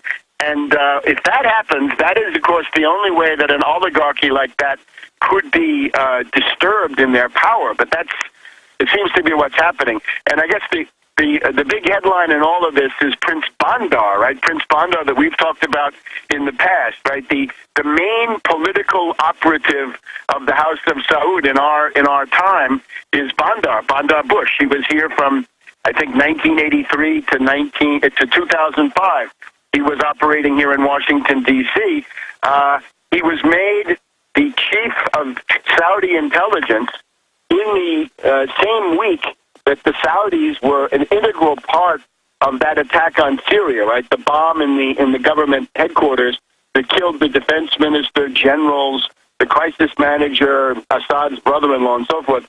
The Saudis obviously had a big role in that attack on Syria, and within 4 or 5 days, there was a bomb at the Saudi intelligence headquarters, which officially killed the number 2 guy, the deputy to Prince Bandar. But Prince Bandar had just been named the head of Saudi intelligence, and there are reports coming from my friend Thierry Maison, not really totally confirmed, but then there are some people on the other side who say, no, it's not true, that Bandar also succumbed to that bombing attack. And whether that is true or not, I think you can see that all right. Something big is changing. Sure, Webster, let's look at the wide. Hold on one second, my friend. I was about to go to break here. Give us a big pullback, the big picture, geopolitically with Iran, the proxy war in Syria. Where is all this going on your radar screen? Well, you mention Iran. Iran is coming out more and more in support of Syria. Russia is coming out more and more in support of Syria. The reason for that is that July 18th bomb, the big one that killed the defense minister, who was, interestingly, the top Christian in the government. He had to die. From that time on, it's more and more clear that the Syrian rebels are terrorists. A lot of us have known this for a long time, but it's something that you can then act on. The rebels have also kidnapped... No, I mean, our media is now saying Al-Qaeda is sexy. I mean, the London Guardian was like, man, they get it done. And the CFR is like, I was like breathlessly talking about it like it was Marilyn Monroe or something. Double think rules the day. After that bomb went off, you had a visit by the Syrian, by the Iranian, the Syrian went to Iran. This is Moallem, heavyset guy. The foreign minister, Moallem, went to see his counterpart there in Iran, and that's Salehi. And Salehi said, I'm warning all those Arab countries that are fanning the flames in Syria, if you keep this up, you should not imagine that you will remain immune to this. And I'm basically interpreting what he said, reading between the lines. He said, this is going to boomerang against you. And this, I think, was a signal. Well, what he said is this is the beginning of World War III, and that Iran is all in now. Yeah, I mean, I think that the rhetoric is always thick and fast in the Middle East, but I think the big thing is that there's a serious mobilization of networks, right? Maybe it's Iranian networks, maybe Russian networks, maybe there are other networks, all kinds of possibilities that somehow... That's right. Proxy wars go two ways. We'll be right back and talk about special ops, black op attacks all over the Middle East against the nations pushing the proxy war to the doorsteps of Russia. Webster Tarpley's our guest. I'm Alex Jones of Infowars.com. His site's tarpley.net. Stay with us. All right, we only got one segment left with Webster Tarpley. We'll get him back on for a full hour on the Nightly News soon via video Skype. He's on the road right now. Webster, here's the deal. This isn't just chatter. It's admission. They're going live with it, promoting military on the streets, checkpoints, brigades in every city, basically martial law. All our police contacts that we've talked to around the country, on air and off, confirmed sources I have said, yeah, they're told basically something huge in October. Now, we know just because they're telling police that doesn't mean it's going to happen, but it means the safety is off. They're looking at an Iran attack. They think real proxy networks, not stage false flags, may hit. They're going to capitalize on that to take liberties. They got an Army report out saying the Tea Party is going to link up with Al-Qaeda. I mean, it is just... They don't care if everything's screwed up. They use it as a power grab. How much better would it have been with Mohammed Mossadegh, pro-West, a freedom lover, secular, building up Iran? It would be a beautiful tourist destination, a great place. We wouldn't have all this going on. But the British strategy of tension, they've just got to wreck all these countries so they can be at the top of the poop pile. I mean, it is really a horrible situation. Why are they gearing up for total martial law in the U.S.? Is it the Iran option? And how perilous is the world situation right now as countries square off? Well, it's perilous because of the world economic and financial depression, and this is the absolute bedrock of any analysis. You've got to understand that we are in a situation between 1929 and 1933. There's a depression. Any analysis that doesn't start from the depression, the panic, and then the crash, and now a prolonged, protracted, and worsening depression, then you'll go wrong. And what you saw back in the 1930s is this three-stage process. Economic depression leads to authoritarian governments and dictatorships, and then that leads to world war. Now, we're stuck in that. The thing that I would strongly recommend everybody, do not, repeat, not go chasing after every tentacle that the enemy does. Don't go, protesting everything in the world, right? In other words, that amounts to surrendering to the will of the enemy. You've got to come into this with your own autonomous organizing perspective. Mine is called the National Anti-Austerity Committees. The presidential election is, I think, largely meaningless. Whether it's Obama, whether it's Romney, both are bad, obviously. In December, under the slogan of the fiscal cliff and the grand bargain, during the lame duck session of Congress, an attempt will be made to impose genocidal austerity, killer cuts on the American people. That's where the action is. The question is, can you break the power of finance capital or can you not, right? People went chasing after Occupy Wall Street, run by various kinds of, anarchist fakers. It's a failure. People ran after candidates in the Republican Party. That's also a failure. Now you've got to understand, it's a much bigger task. It's much harder. It's not easy. It's not prepackaged. You've got to have your own economic program. How would you take power and lead the country out of a depression? And not by prating about free markets, not by talking about genocidal cuts, not by going for the ideology of either of these two parties, but an actual competent recovery program. I have one on my site, tarpley.net, right? It's a 5-point program, but we've got to somehow get a mass base for that. And then we can be like France and have 75% tax rates on top. Well, I don't know. That's not the end of the world. U.S. did fine with tax rates that high. Sorry, but let me just stop you for a minute, because I get the little sideways jabs there. Here's the deal. I don't want corporate welfare, and I don't like them shutting down their competition. That's real free American system.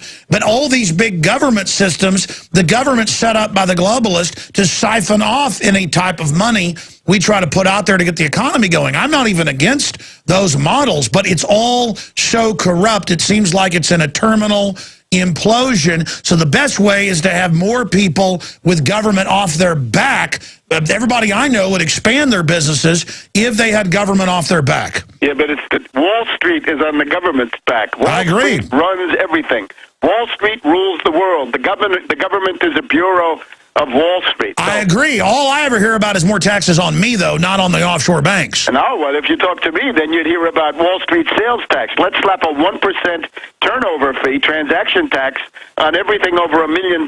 So if they want to do flash trading and program trading, that's great. They're going to pay 1%. I agree with that to stop the fraud. Absolutely. Absolutely. So the point is, you've got to have your own recovery program, and you've got to fight for it. And I think this is the big thing. I'll tell you what, Webster, let's get you on sometime next week for a full hour, or commercial-free on the nightly news. During the interview, commercial-free. We have commercials at the start and the end. Well, let's have you on for a full hour to lay out your recovery plan, and then we can debate it. How's that sound? Delighted. And get ready for December. Get ready for the lame duck and the so-called fiscal cliff. Well, hey, you're on for an hour next week. Let's set it up right now. All right, that's some of the new Smashing Pumpkins with our good friends, Quasar. Again, I'm Alex Jones, your host. I want to jam in a few phone calls and hit a few news items ahead of our guest hopping in with a quick interview here. Couple program notes.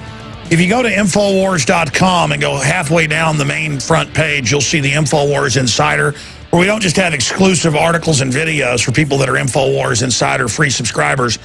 We also have a daily news blast now we're doing with a boil down, MP3s, videos, you name it. And today I'm going to make sure we send out to everybody Full Spectrum Evil, Secrets of Global Domination. Now that's red linked up at Infowars.com. It is a simply amazing 12-minute free video breaking down the secrets of global domination and how the New World Order engages in full spectrum evil. They call it balance of power, or divide and conquer, or the great game. If you want to understand how the banksters are taking over the planet, this is the film. Get it out to everybody.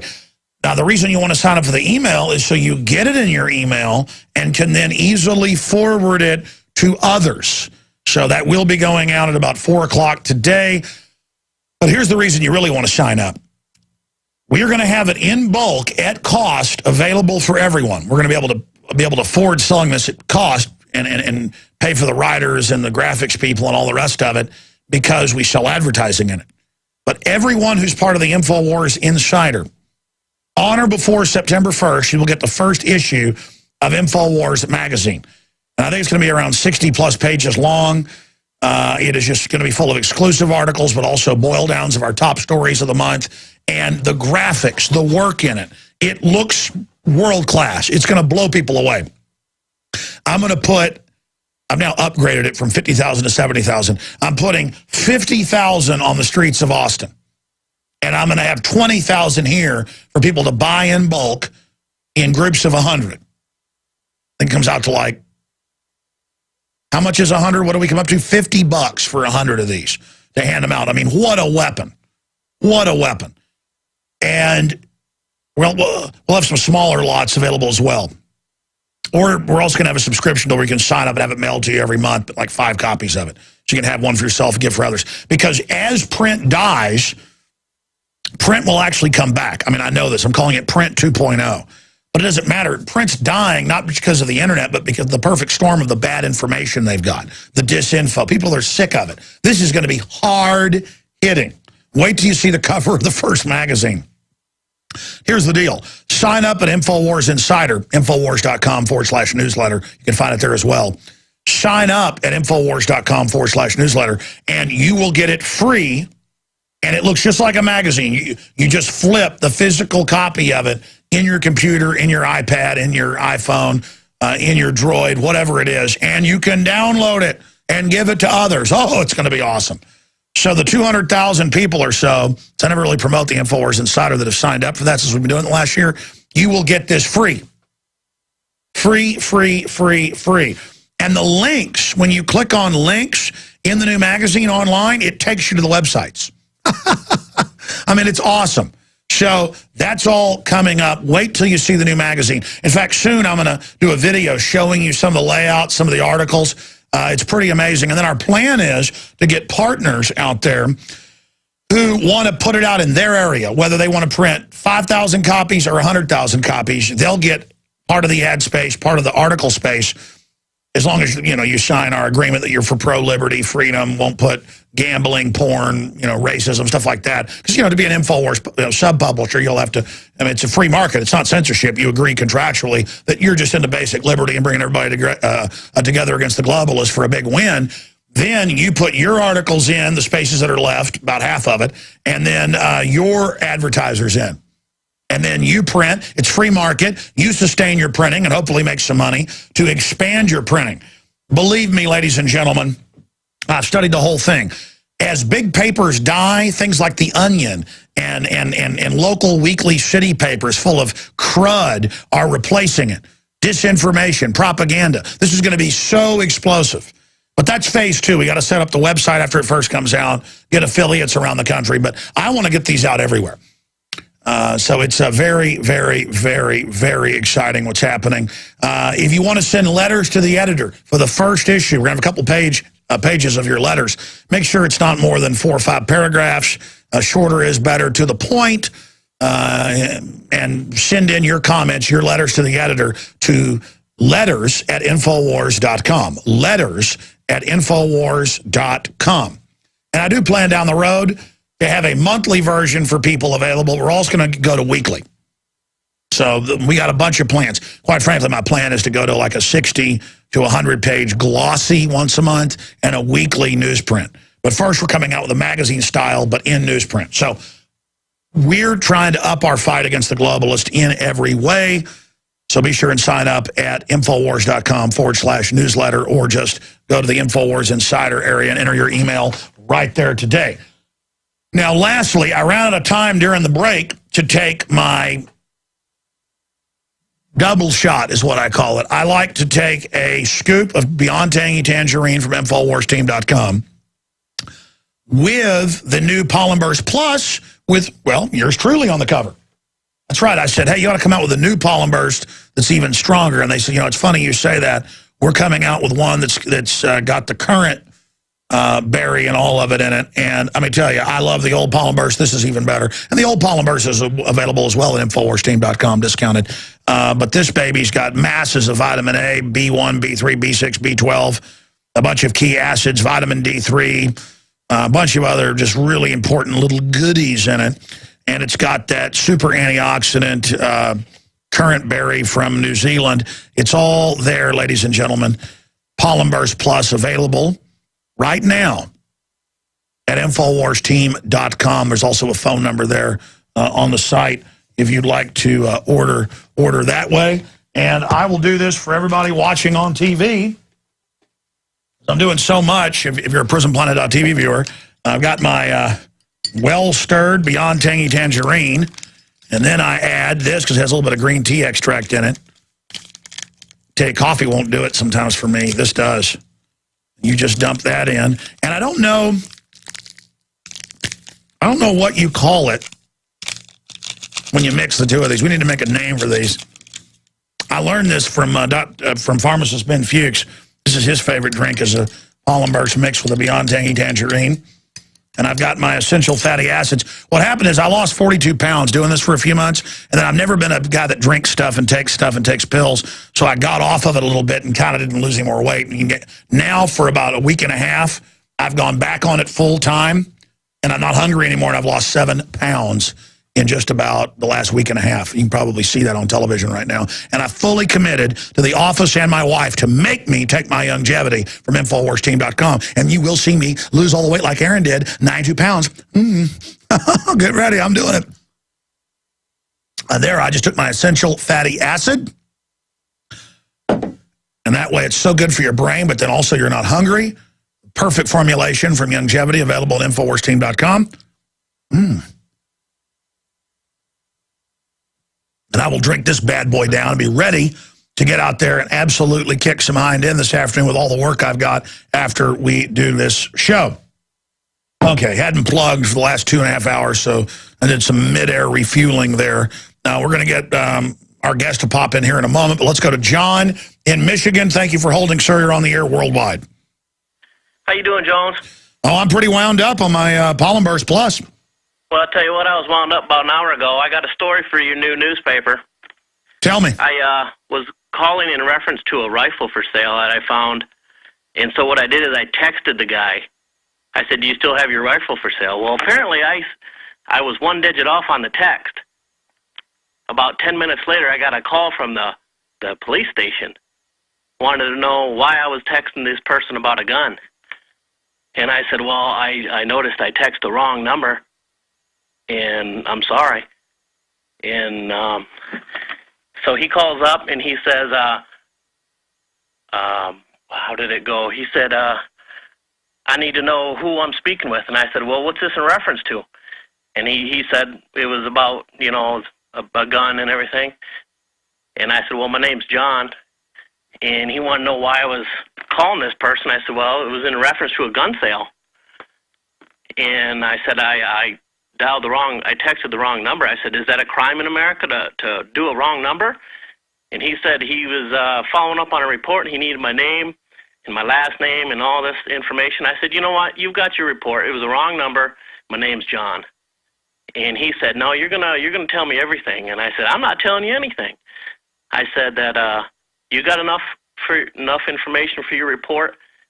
And I said, you know, I can give you the number I was going to call so you can see it was 1 digit off. And he said, well, go ahead and give it to me. So I started to get it, and then I thought, you know what, that guy doesn't need to be molested by the police either. So I said, you know what, I got to change of heart. I'm not going to give it to you. And then he started getting real irate. Well, I would have said to him, hey, why don't you go up to the White House shipping guns to Mexico? Listen, they're arresting people for lemonade stands and for their children riding on the sidewalk with chalk out front their house because they can't go after real criminals. And the political police chiefs, basically put in by the feds, promote these guys if they do this. I've got a report out of Texas here. It's in my stack. I meant to get to it. Where the neighbor gets in a fight. He shoots his neighbors, or shooting at them. The police pull up. The guy's got him pinned down with his AR-15.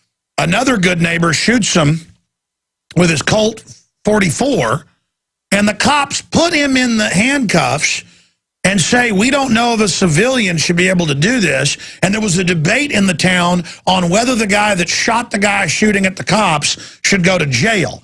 And the cop who he saved said, well, I think it's okay for civilians to do that. Hey, cops, you're a civilian too. This isn't some war zone you've occupied. We've gotten to the point now, folks, that in Texas, if a guy is shooting at police and you shoot the guy, they want to put you in jail. I mean, it's cuckoo land. It's cuckoo land what this country's turned into. So I mean, I would have just hung the phone up. So what else? I mean, I said, what's your name? What's your number? I want to talk to you. But I mean, the point is that in a police state, they're told, act on a tip. Even if the carpet cleaner says, hey, he's got a case of guns at his house in Austin, Texas, the cops know that's not illegal. They still come because in the Stasi state, it's important to teach the tattletale that they've got power by being part of going after people. So how did this end? Well, I didn't even get to the good part of the story yet.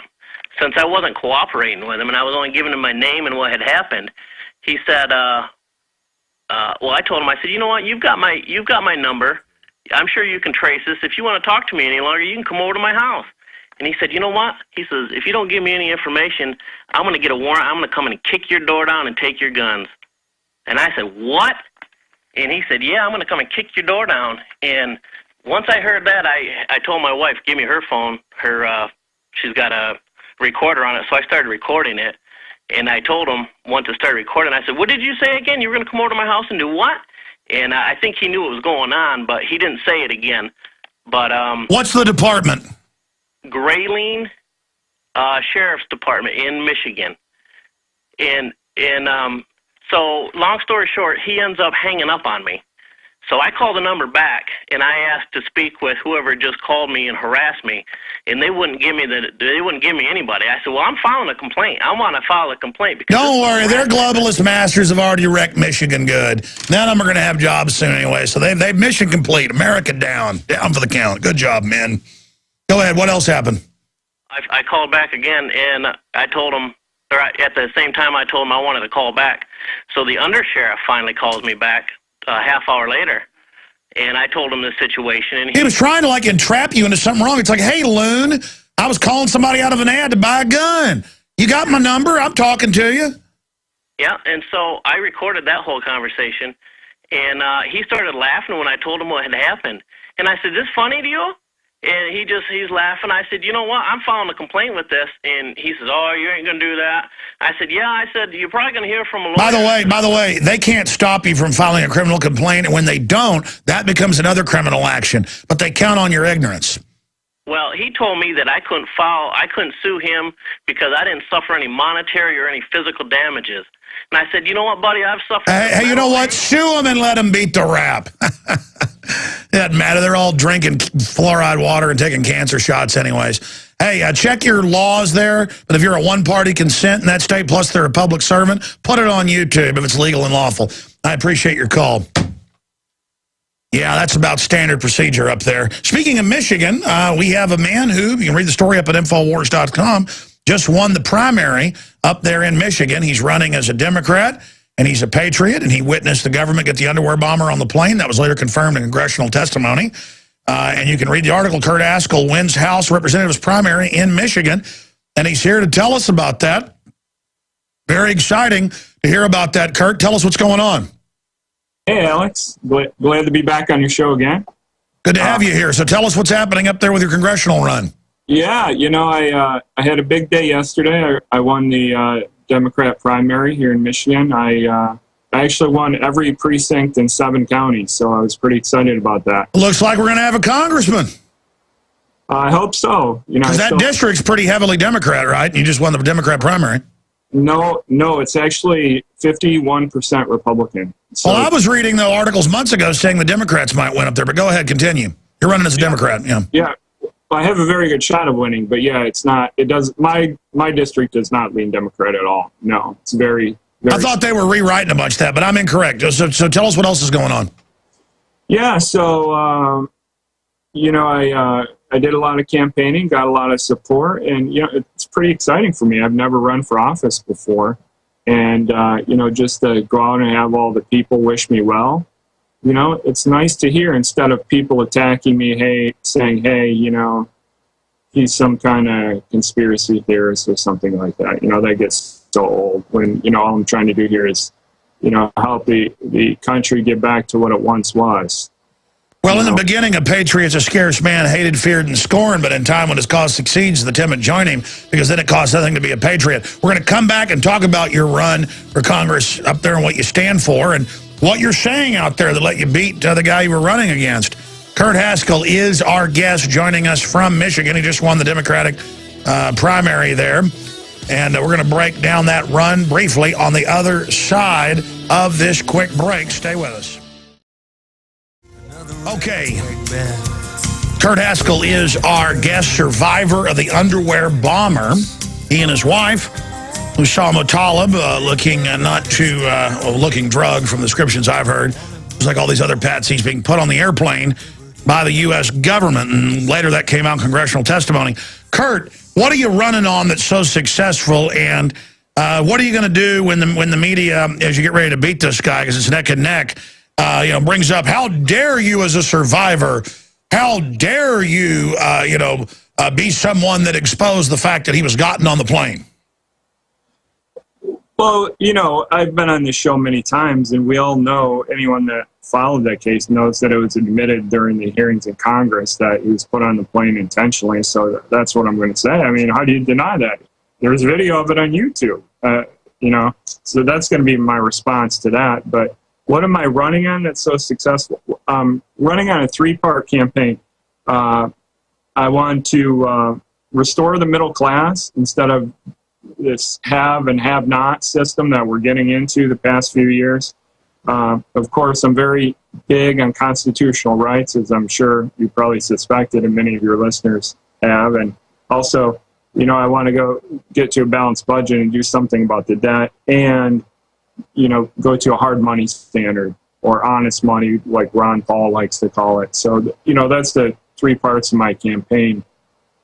My opponent, Wahlberg, is supported by the banks and Wall Street, and all his votes go against the people. They're for the banks, Wall Street, and the ultra-rich. So people are getting really tired of that up here. He also ran as a Tea Party candidate when he ran, yet all of his votes go against the Constitution. He's voted for CISPA and HR 347, renewal of the Patriot Act, NDAA, et cetera, et cetera. And of course, I'm against all of those. I'm very pro-Constitution. I would vote against all of them, including the body scanning machines. Of course, I want to get rid of those. So, and of course, I don't want to just audit the Federal Reserve Bank. I want to get rid of it completely. I think it's a complete disaster for America. So I want to take it one step further than, the recent bill that was passed. So those are a few things I'm running on. Well, I've seen your platform, and I probably agree with about 90% of it. But the issue is, we know you're a guy of credibility who has honor and courage and will not let peer pressure get to you. The first month and a half where the FBI was disagreeing with your story, and then it all came out in Congress and in a few news articles. Oh, the U.S. government did ask the State Department to get him on the airplane, and they did get him a visa, and he didn't have a passport. And Kurt Haskell was right about that, and they don't want to release the security tapes. And why was he brought around the body scanners? Well, it was the rollout of the body scanners here, set for the next week, January 1st. This was a PR rollout, so they got the little... In closing, what is the website? How do people in Michigan get behind you to make sure you get into Congress? Sure. KurtHaskellForCongress.com. And of course, guys, I really need some donations to support my campaign. I spent quite a bit of my own money on the primary.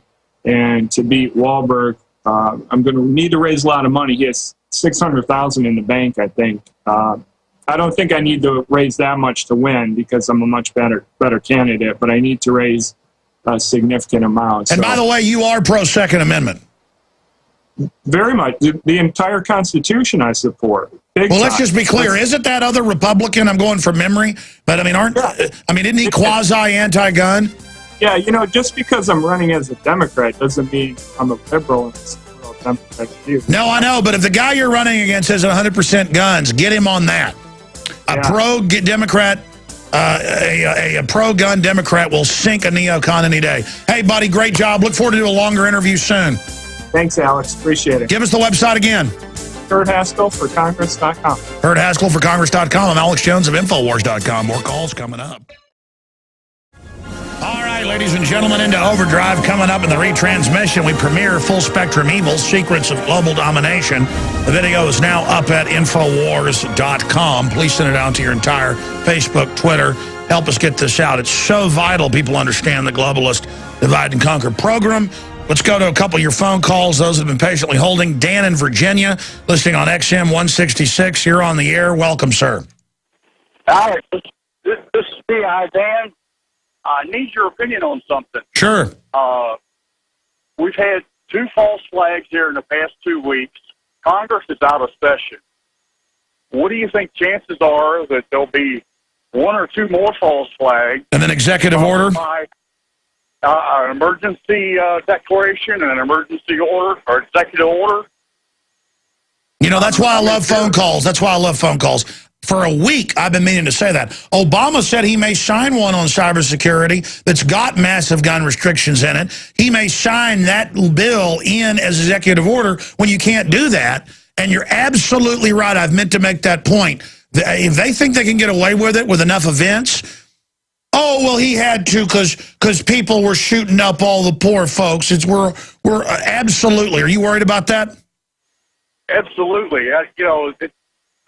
I work with people on about a lot of rednecks, and they're all saying, well, I'm buying ammo, and I'm buying guns, and I'm getting ready. And when they come to my house, I'm like, no.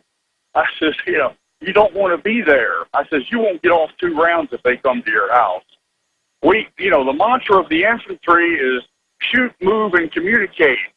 Well, we need to reverse that. We need to communicate, and then if that doesn't work, we move. And then if that doesn't work, it's the very, very, very last thing, we get to shoot. You're a genius. You're right. Shoot, move, communicate. That's basic guerrilla warfare. We need to reverse that, the info war. Communicate. The founders did this, and then try to move out of the way. And then if you can't do it, then you have to go offense via defense. And then that's just the way it is. And then you got to go all the way. Absolutely. Really good point. And, I communicate with everybody every day. I was with you at Bilderberg. I've got to order some more Tyranny Response Team T-shirts because I've worn out the 3 I've got. I wear them every day. And I'm in New York today, and, I have an empty holster on my belt. And people ask me, well, what's that empty holster for? I says, well, because you people in New York like unarmed victims. I says, where I'm from, we get to carry guns. And I open carry all the time at home. I've got one of those little straps, what they call Yaki holsters. It's just the same width as your belt. Yeah. You get to see the most of the pistol. And, people look at me, and I look at them. Well, no, that's what scares the system, is that we openly start exercising our rights when they want to run TV shows and ads implying guns are illegal in your house. It's all a perception battle. God bless you. Great points. Chris in Rhode Island, last caller we have time for. Sorry to the others. Chris, we got about 1.5 minutes. Go ahead. Hey, great show today. I just want to make a couple quick comments about Pieczenik. I couldn't disagree more with him about. He says the FBI does a good job with domestic terrorism. Well, that's probably because they run the domestic terrorists. And then he couldn't have licked Petraeus' boots anymore. And Petraeus is the head of the global drug syndicate we know as the CIA. Well, he wasn't the head of that. I mean, Pieczenik's a really serious guy. And obviously we get him on to try to... You notice when I wanted to get into specifics of 9/11, it was... he's the real deal. It's pretty amazing if you actually look into that guy. It's pretty scary, quite frankly. I think he's listening probably right now. But, sure. Yeah, it's a real insider. It's a Council on Foreign Relations guy, high level. What do you think about the October surprise being a second Cuban Missile Crisis? That's definitely in the cards. The October surprise is an Iran war and a bunch of stuff blowing up. And, look, they're gearing the military up for all sorts of stuff domestically. And you've got this new Army report where they say the Tea Party works with Al-Qaeda. Folks, they may arrest me and say I'm Al-Qaeda. That's how dumb they think you are. While they run Al-Qaeda in Libya and Syria and everywhere else. It's just unbelievable. All right, stay with us. They've said it. Our people are everywhere, terrorist, globalist. We know who you are. We're watching. We're going to catch you. Just like Kurt Haskell caught you putting the drugged out underwear bomber on the plane. I've been too near to death from these people to be bothered by them. I'm going to, expose them. Isn't it a good feeling to not be afraid? Sure. I'm mad. I'm beyond any kind of fear. Well, it's not fun if they get you and torture you and stuff, but you know what? It doesn't matter. You're still a good guy. They're a bad guy. It's a spiritual decision, and once you make that decision, you're beyond them. We've got the Lord's angels that we can call on. They're probably protecting us half the time anyway. Oh, they are protecting us all the time, and if we get struck down, it's for the greater good. That's why I don't pray to God and ask God for this, ask God for that. I just say, please make me not be weak and help me be a strong vessel against the enemy. We'll be right back. Stay with us, ladies and gentlemen. I'm Alex Jones, and you have found it. The tip of the spear of liberty, driving right into the guts of the globalist. We'll be right back. Stay with us. All right, let's go back to your calls. We got a special report coming up after the break. A week in the making, and I'll break it down before we go to it here in the next segment. Then back to your calls and Dr. Steve Pieczenik, Webster Tarpley, Kurt Haskell today. Well, I'm excited about the reporters we're hiring right now. Getting them down here, it's going to be awesome. Let's go ahead and talk to Blue in Tennessee. Blue, you're on the air. Hey, Alex. There's a story that's out there that's not getting any traction, and it has to do with the Manhattan Project here in Oak Ridge, Tennessee. There were 3 protesters that actually went through 3 fences, cut through 3 fences, and got to the interior fence, went actually to the uranium depository, were able to post banners and spread blood. Ma'am, your phone is breaking up. I'm going to let you go, but I believe you're talking about protesters that got into a uranium processing plant, so they shut the whole thing down for the day and had a big security alert. Try to call us back with a better line. Angel in Texas, you're on the air. Hi, Alex. I'm in a very strange predicament. I live in El Paso, Texas, right on the border, and I'm actually experiencing police state like up front. I'm actually seeing military inside police cars, and I can actually send you pictures of this. I'm actually seeing drones and helicopters and all kinds of crazy stuff here. One of the questions now, you're down by Fort Bliss, aren't you? Yes, yes. That's Joint Task Force. That's Joint Task Force 6. What's going on is that's actually where they train them, and then they exfiltrate back into police departments all over the country and get the police through peer pressure to engage in the illegal activity of military in kind of, they're not plain clothes, but they're just solid blue or black generic police uniforms. And they use them to kill citizens, what they call high-risk warrant service, mainly gun shop owners, gun owners, veterans. And I've confirmed from the sources, but we've also seen it in the news, but it's buried in the back of the paper, where they bring in military, not just at Waco, but all over, not just Ruby Ridge. It's standard to go in and kill U.S. citizens. It's totally illegal, but so is and mainly they're killing veterans, so they use military to kill military, and also rural folks that won't turn their land over. And then, of course, they use drones on people with their cattle and stuff in North Dakota. But tell us what's happening in your area.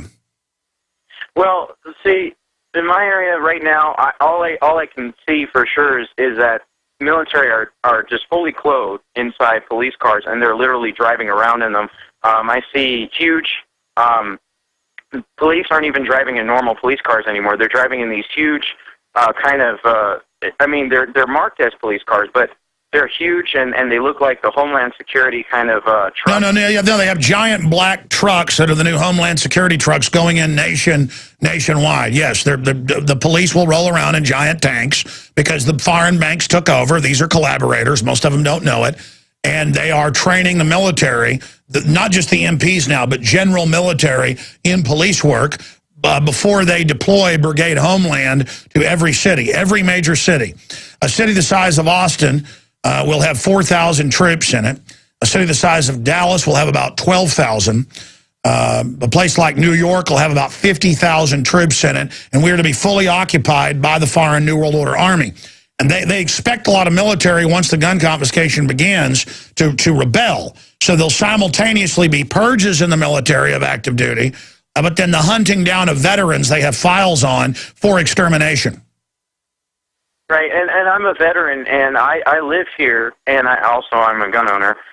But here's the thing I'm really worried about. When I was in the military, you know, I guess I was ignorant and young, and we were training to do a lot of different things, and I really didn't think about it when I was in the military. I didn't think or question my own motives or the motives of others or anything. No, but they know you're going to question later. So most tyrannies do this. They have the new military kill the old military because they're afraid of seasoned soldiers that wake up So it's basically decommissioning. Hey, look, if the New World Order, they're already killing you through the water and food. Just when they come to kill you, thank them for decommissioning you.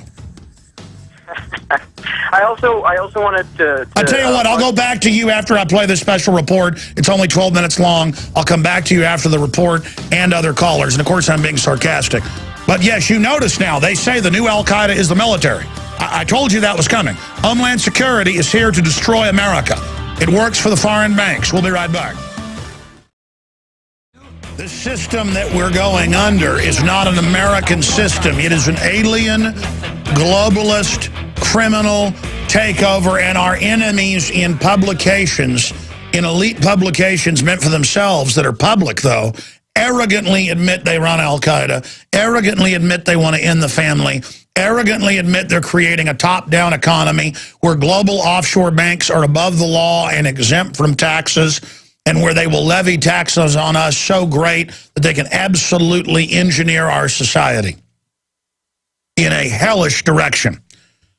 We have had the Rothschilds pretty much in control since 1815 of global affairs. They merged with the Saxe-Coburg-Gothas at that time, the British royalty that's really Transylvanian royalty. The media calls them German royalty, but their precursor is Transylvanian. You can't make this stuff up. You can look that up, by the way, if you think I'm joking. And they have learned to develop a system of full-spectrum dominance where they fund all the sides of a conflict, sometimes more than two sides. They fund and create a Hitler, that's been in congressional records, to then wreck Europe so they can offer the solution to go take over Europe after it's destroyed with the Marshall Plan, the OECD takeover, the Organization of Cooperative Development, which they admit is at the heart of the euro today. This is a global corporate system that is to be exempt from law, outside of law, with global diplomatic immunity. And so to illustrate this, we have produced a very important piece that we're going to premiere right here on the radio. If you're a prisonplanet.tv viewer, you can watch it, and boy, is it powerful with the graphics that Aaron Dykes has put together. And then in the next hour, we will post it at Infowars.com for everyone. So start your engines, InfoWarriors. Get this out to everybody. We are titling this video Full Spectrum Evil. Full Spectrum Evil. You're facing full spectrum evil. They create Al-Qaeda, use Al-Qaeda against Russia, the Serbs, moderate Muslim countries. They use Al-Qaeda against the United States, or Al-Qaeda takes the blame for globalist attacks as a pretext to take our liberties. It is a key set piece. They move around the board to wherever they want to invade. And they think you're so stupid, they can tell you Al-Qaeda are heroes. Go look at the Council on Foreign Relations latest report they put out last Friday, where they praise CFR.org, Foreign Affairs. They praise Al-Qaeda. That's how dumb they think you are. And now they're flipping the script to domestic terrorist and creating this fear that there are white terrorists. They're now saying on the news. The last year, you saw the Homeland Security training videos where all the terrorists are white, blowing up shopping malls, movie theaters, sports stadiums, and then it starts. Then it begins. And then the people are all government-run. Air Force top psychiatrist, multiple shooters, witnesses say. Army PSYOPs, connected. The witnesses see 4 shooters. The head of the Sikh temple sees men casing the joint. I mean, white supremacist groups, more than half of them are feds. The members, it's come out. They're run in almost every case by the feds. What do? You just kill one of your operatives. After your operatives shoot people, they infiltrate, then they bug out, and then you put it on the news.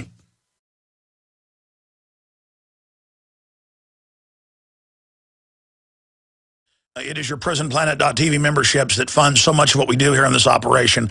And then we're more than happy for the TV show after it's aired live, then be leaked out onto the web to tens of millions of people. That's our goal.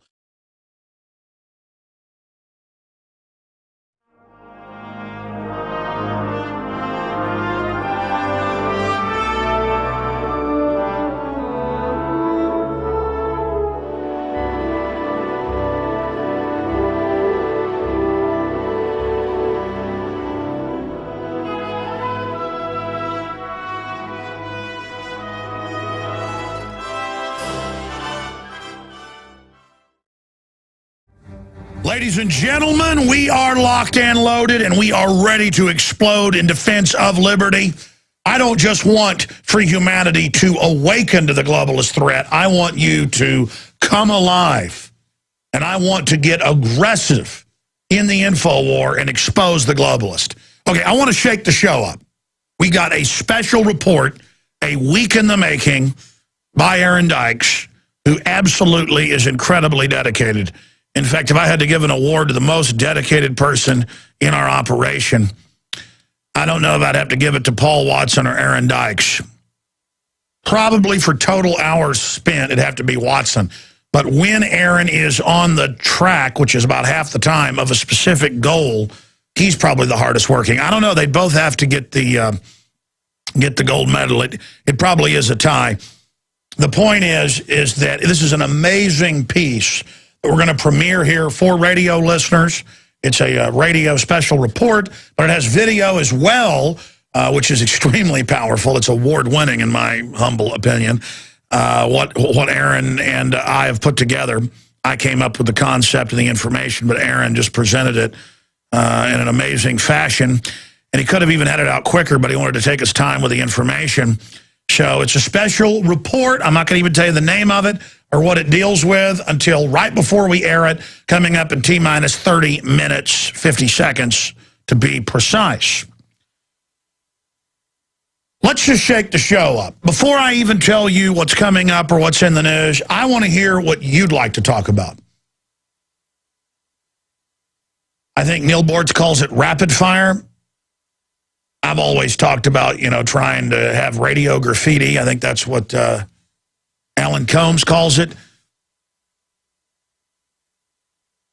Back when I was first on air 17 years ago, I would actually do news blitzes and cover like 100 articles in 30 minutes.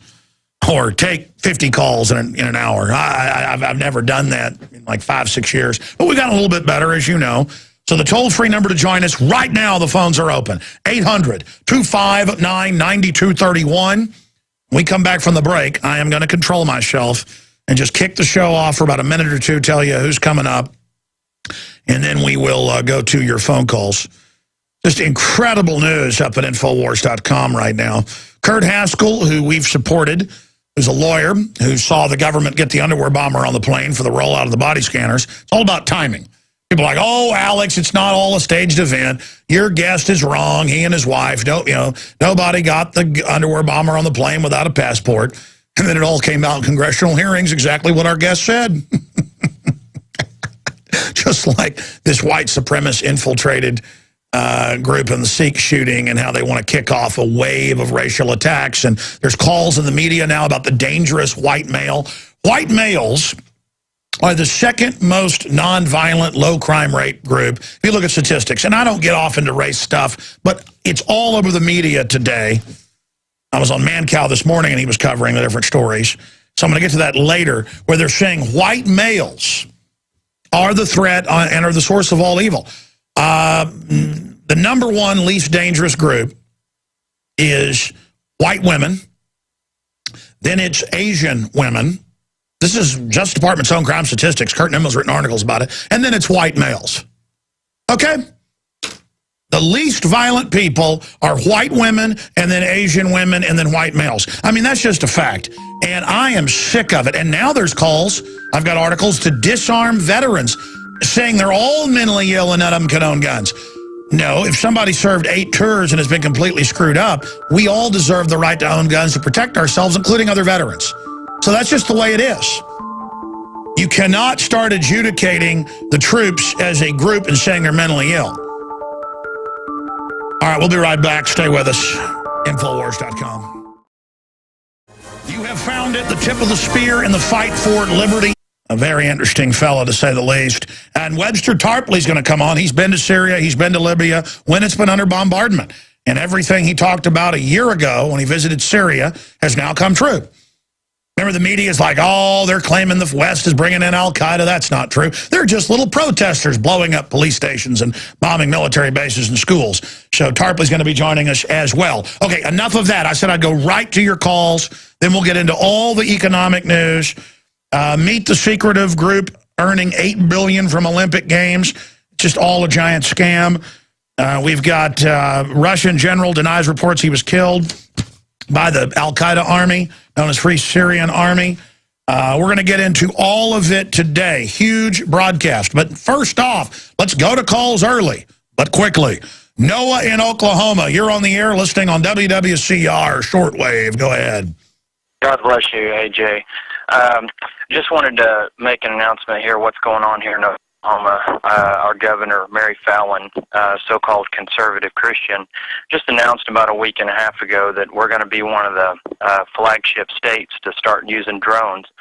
And I saw it on the local Fox affiliate here, and they did a pretty decent story on it, is why I thought maybe you might want to check it out. And by the way, they always say our states first. They've announced in Florida, Texas, Oklahoma, California, Virginia. I mean, I see the articles every day. Basically, every state has announced, we're the first to get it, and we're going to have shotguns and tear gas on them, and a bunch of Texas counties already got weaponized drones. So, yeah, tell us about it. Yes, sir. Well, exactly.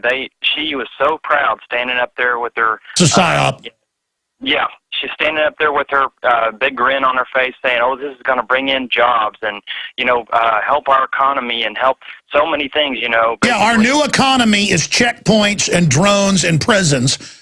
With our money, France has over 20 taxes their people pay. And if you make over €1 million a year, and you're already paying about 80% in tax or another, whatever you keep, you pay 75% on. And they got VAT as well on every level. That's the system we're going to live under. The power to tax is the power to destroy. And they're destroying the real economy right now by design. Go ahead.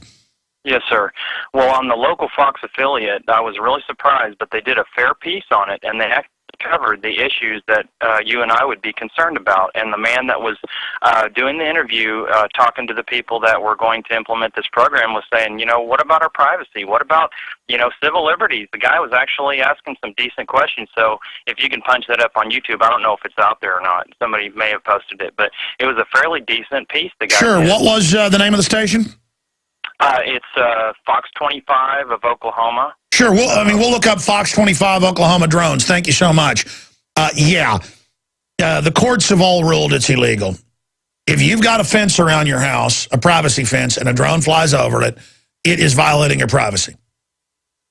If it flies, what is it, less than, if it's above, I forget the exact rules, but I believe it's 5,000 feet. Now, 5,000 feet, they can fly around, surveil you. But again, it's all about this feeling of they're omnipresent and we're small.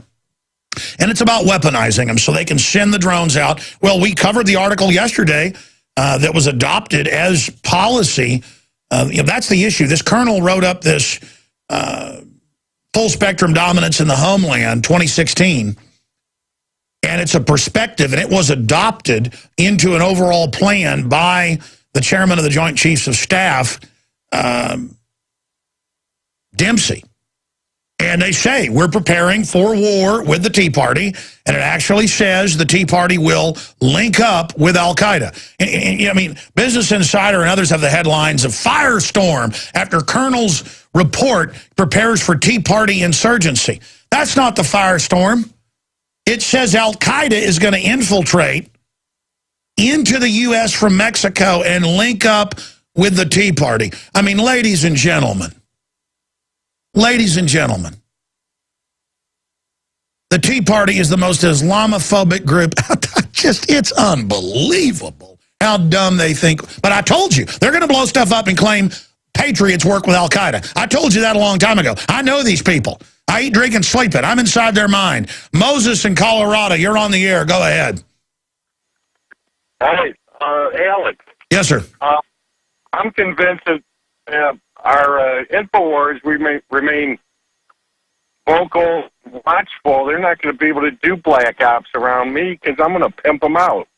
I'll bust them and I'll blow the whistle on them. So that's one of our biggest hopes, is just like Kurt Haskell, and they know it. That's why they're really freaked out. And freedom and defense against the global crime syndicate banking cartels take over the globalist anti-free market monopoly men. We are here to identify them and to defeat them.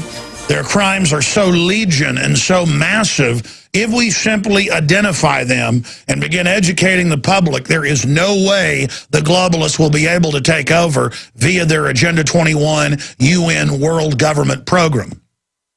That's why they've shifted in the last 5 years or so from denying world government exists more and more to saying, of course it exists, and you're a terrorist if you don't like it.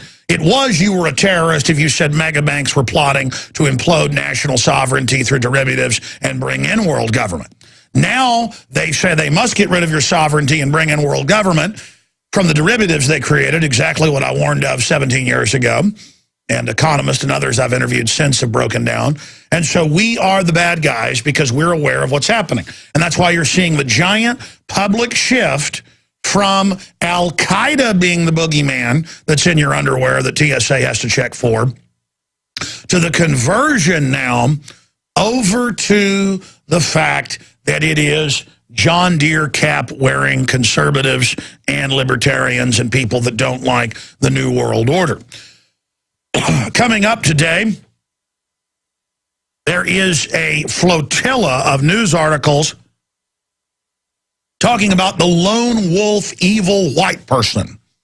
So it's gone from, as I told you a few years ago that we saw in internal Homeland Security reports, that it's the Muslim extremists, give up all your rights, they're hiding in your underwear, the TSA has to check right now, to white males are everywhere. They're vicious, they're racist, they're murderers, they're criminals, lock up your wives, your daughters, your children. They're everywhere. We've got to take their guns. That is, the veterans need to have their guns taken. That's in the news. Basically, John Wayne is the enemy.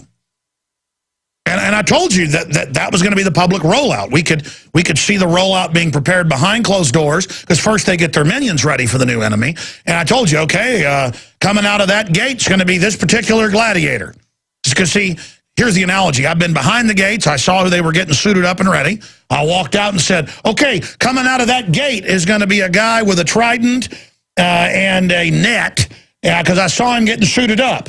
People are like, oh, no, you didn't see that. Boom, gates open. Rah, charging out right at us is the false flag terror attacks to be blamed on the evil whitey. Because it could be anybody. I mean, the terrorist could be anybody who's a Muslim, anybody who's got brown skin. They've all now been properly demonized as terrorists, and now who do you get? Oh, now the John Deere cap person. By the way, I've been at the urban drills. I've shot video of it. We've had military guests on who said, yes, we train to fight people who are wearing overalls and John Deere hats. It's never been about Al-Qaeda. Let me just explain to you that. Now the public rollout is happening. Speaking of stage terror, Kurt Haskell, we're going to get him on at the end of the show today. He's won his House of Representatives primary in Michigan. He witnessed the federal government getting the bomber on the plane, clearly drugged out of his mind. That, of course, was later confirmed a month and a half after he and his wife witnessed it. Parkinson sufferer arrested for not smiling in Olympic men's cycling race. Not a joke. Not smiling now is a sign of criminality. Show is not using Facebook. That's Daily Mail. The rot at the top of Gerald Celente, an incredible nightly news, 45-minute interview up at Infowars.com. Military war games to quell Tea Party insurgents. Goes viral. Al-Qaeda, pride of the CFR. The CFR actually published articles praising Al-Qaeda. I'd seen the report a few days ago, but I actually read it on air last night, and I hadn't read the whole report until after the show. Folks, I got to read some of this later. They're like how great Al-Qaeda is, how powerful they are, how proud the Pentagon and NATO are of their Al-Qaeda. They actually say Al-Qaeda is incredible. Just unbelievable. But the John Deere hat, John Wayne people, they are the enemy. So that is all coming up with Dr. Steve Pieczenik. He predicted, when no one was, about a year ago here, that Petraeus would be in the cards for VP, and people laughed at that. Of course, he knows Petraeus, but the last time he was on, he was critical of Petraeus. So we'll get the inside scoop from the former head of State Department psychological warfare, and the State Department really sits above the CIA, for those that don't know. And of course, he's the guy that advised and co-wrote Patriot Games and a bunch of other books, and a bunch of big movies have been based on films, books he wrote. Dr. Steve Pieczenik will be joining us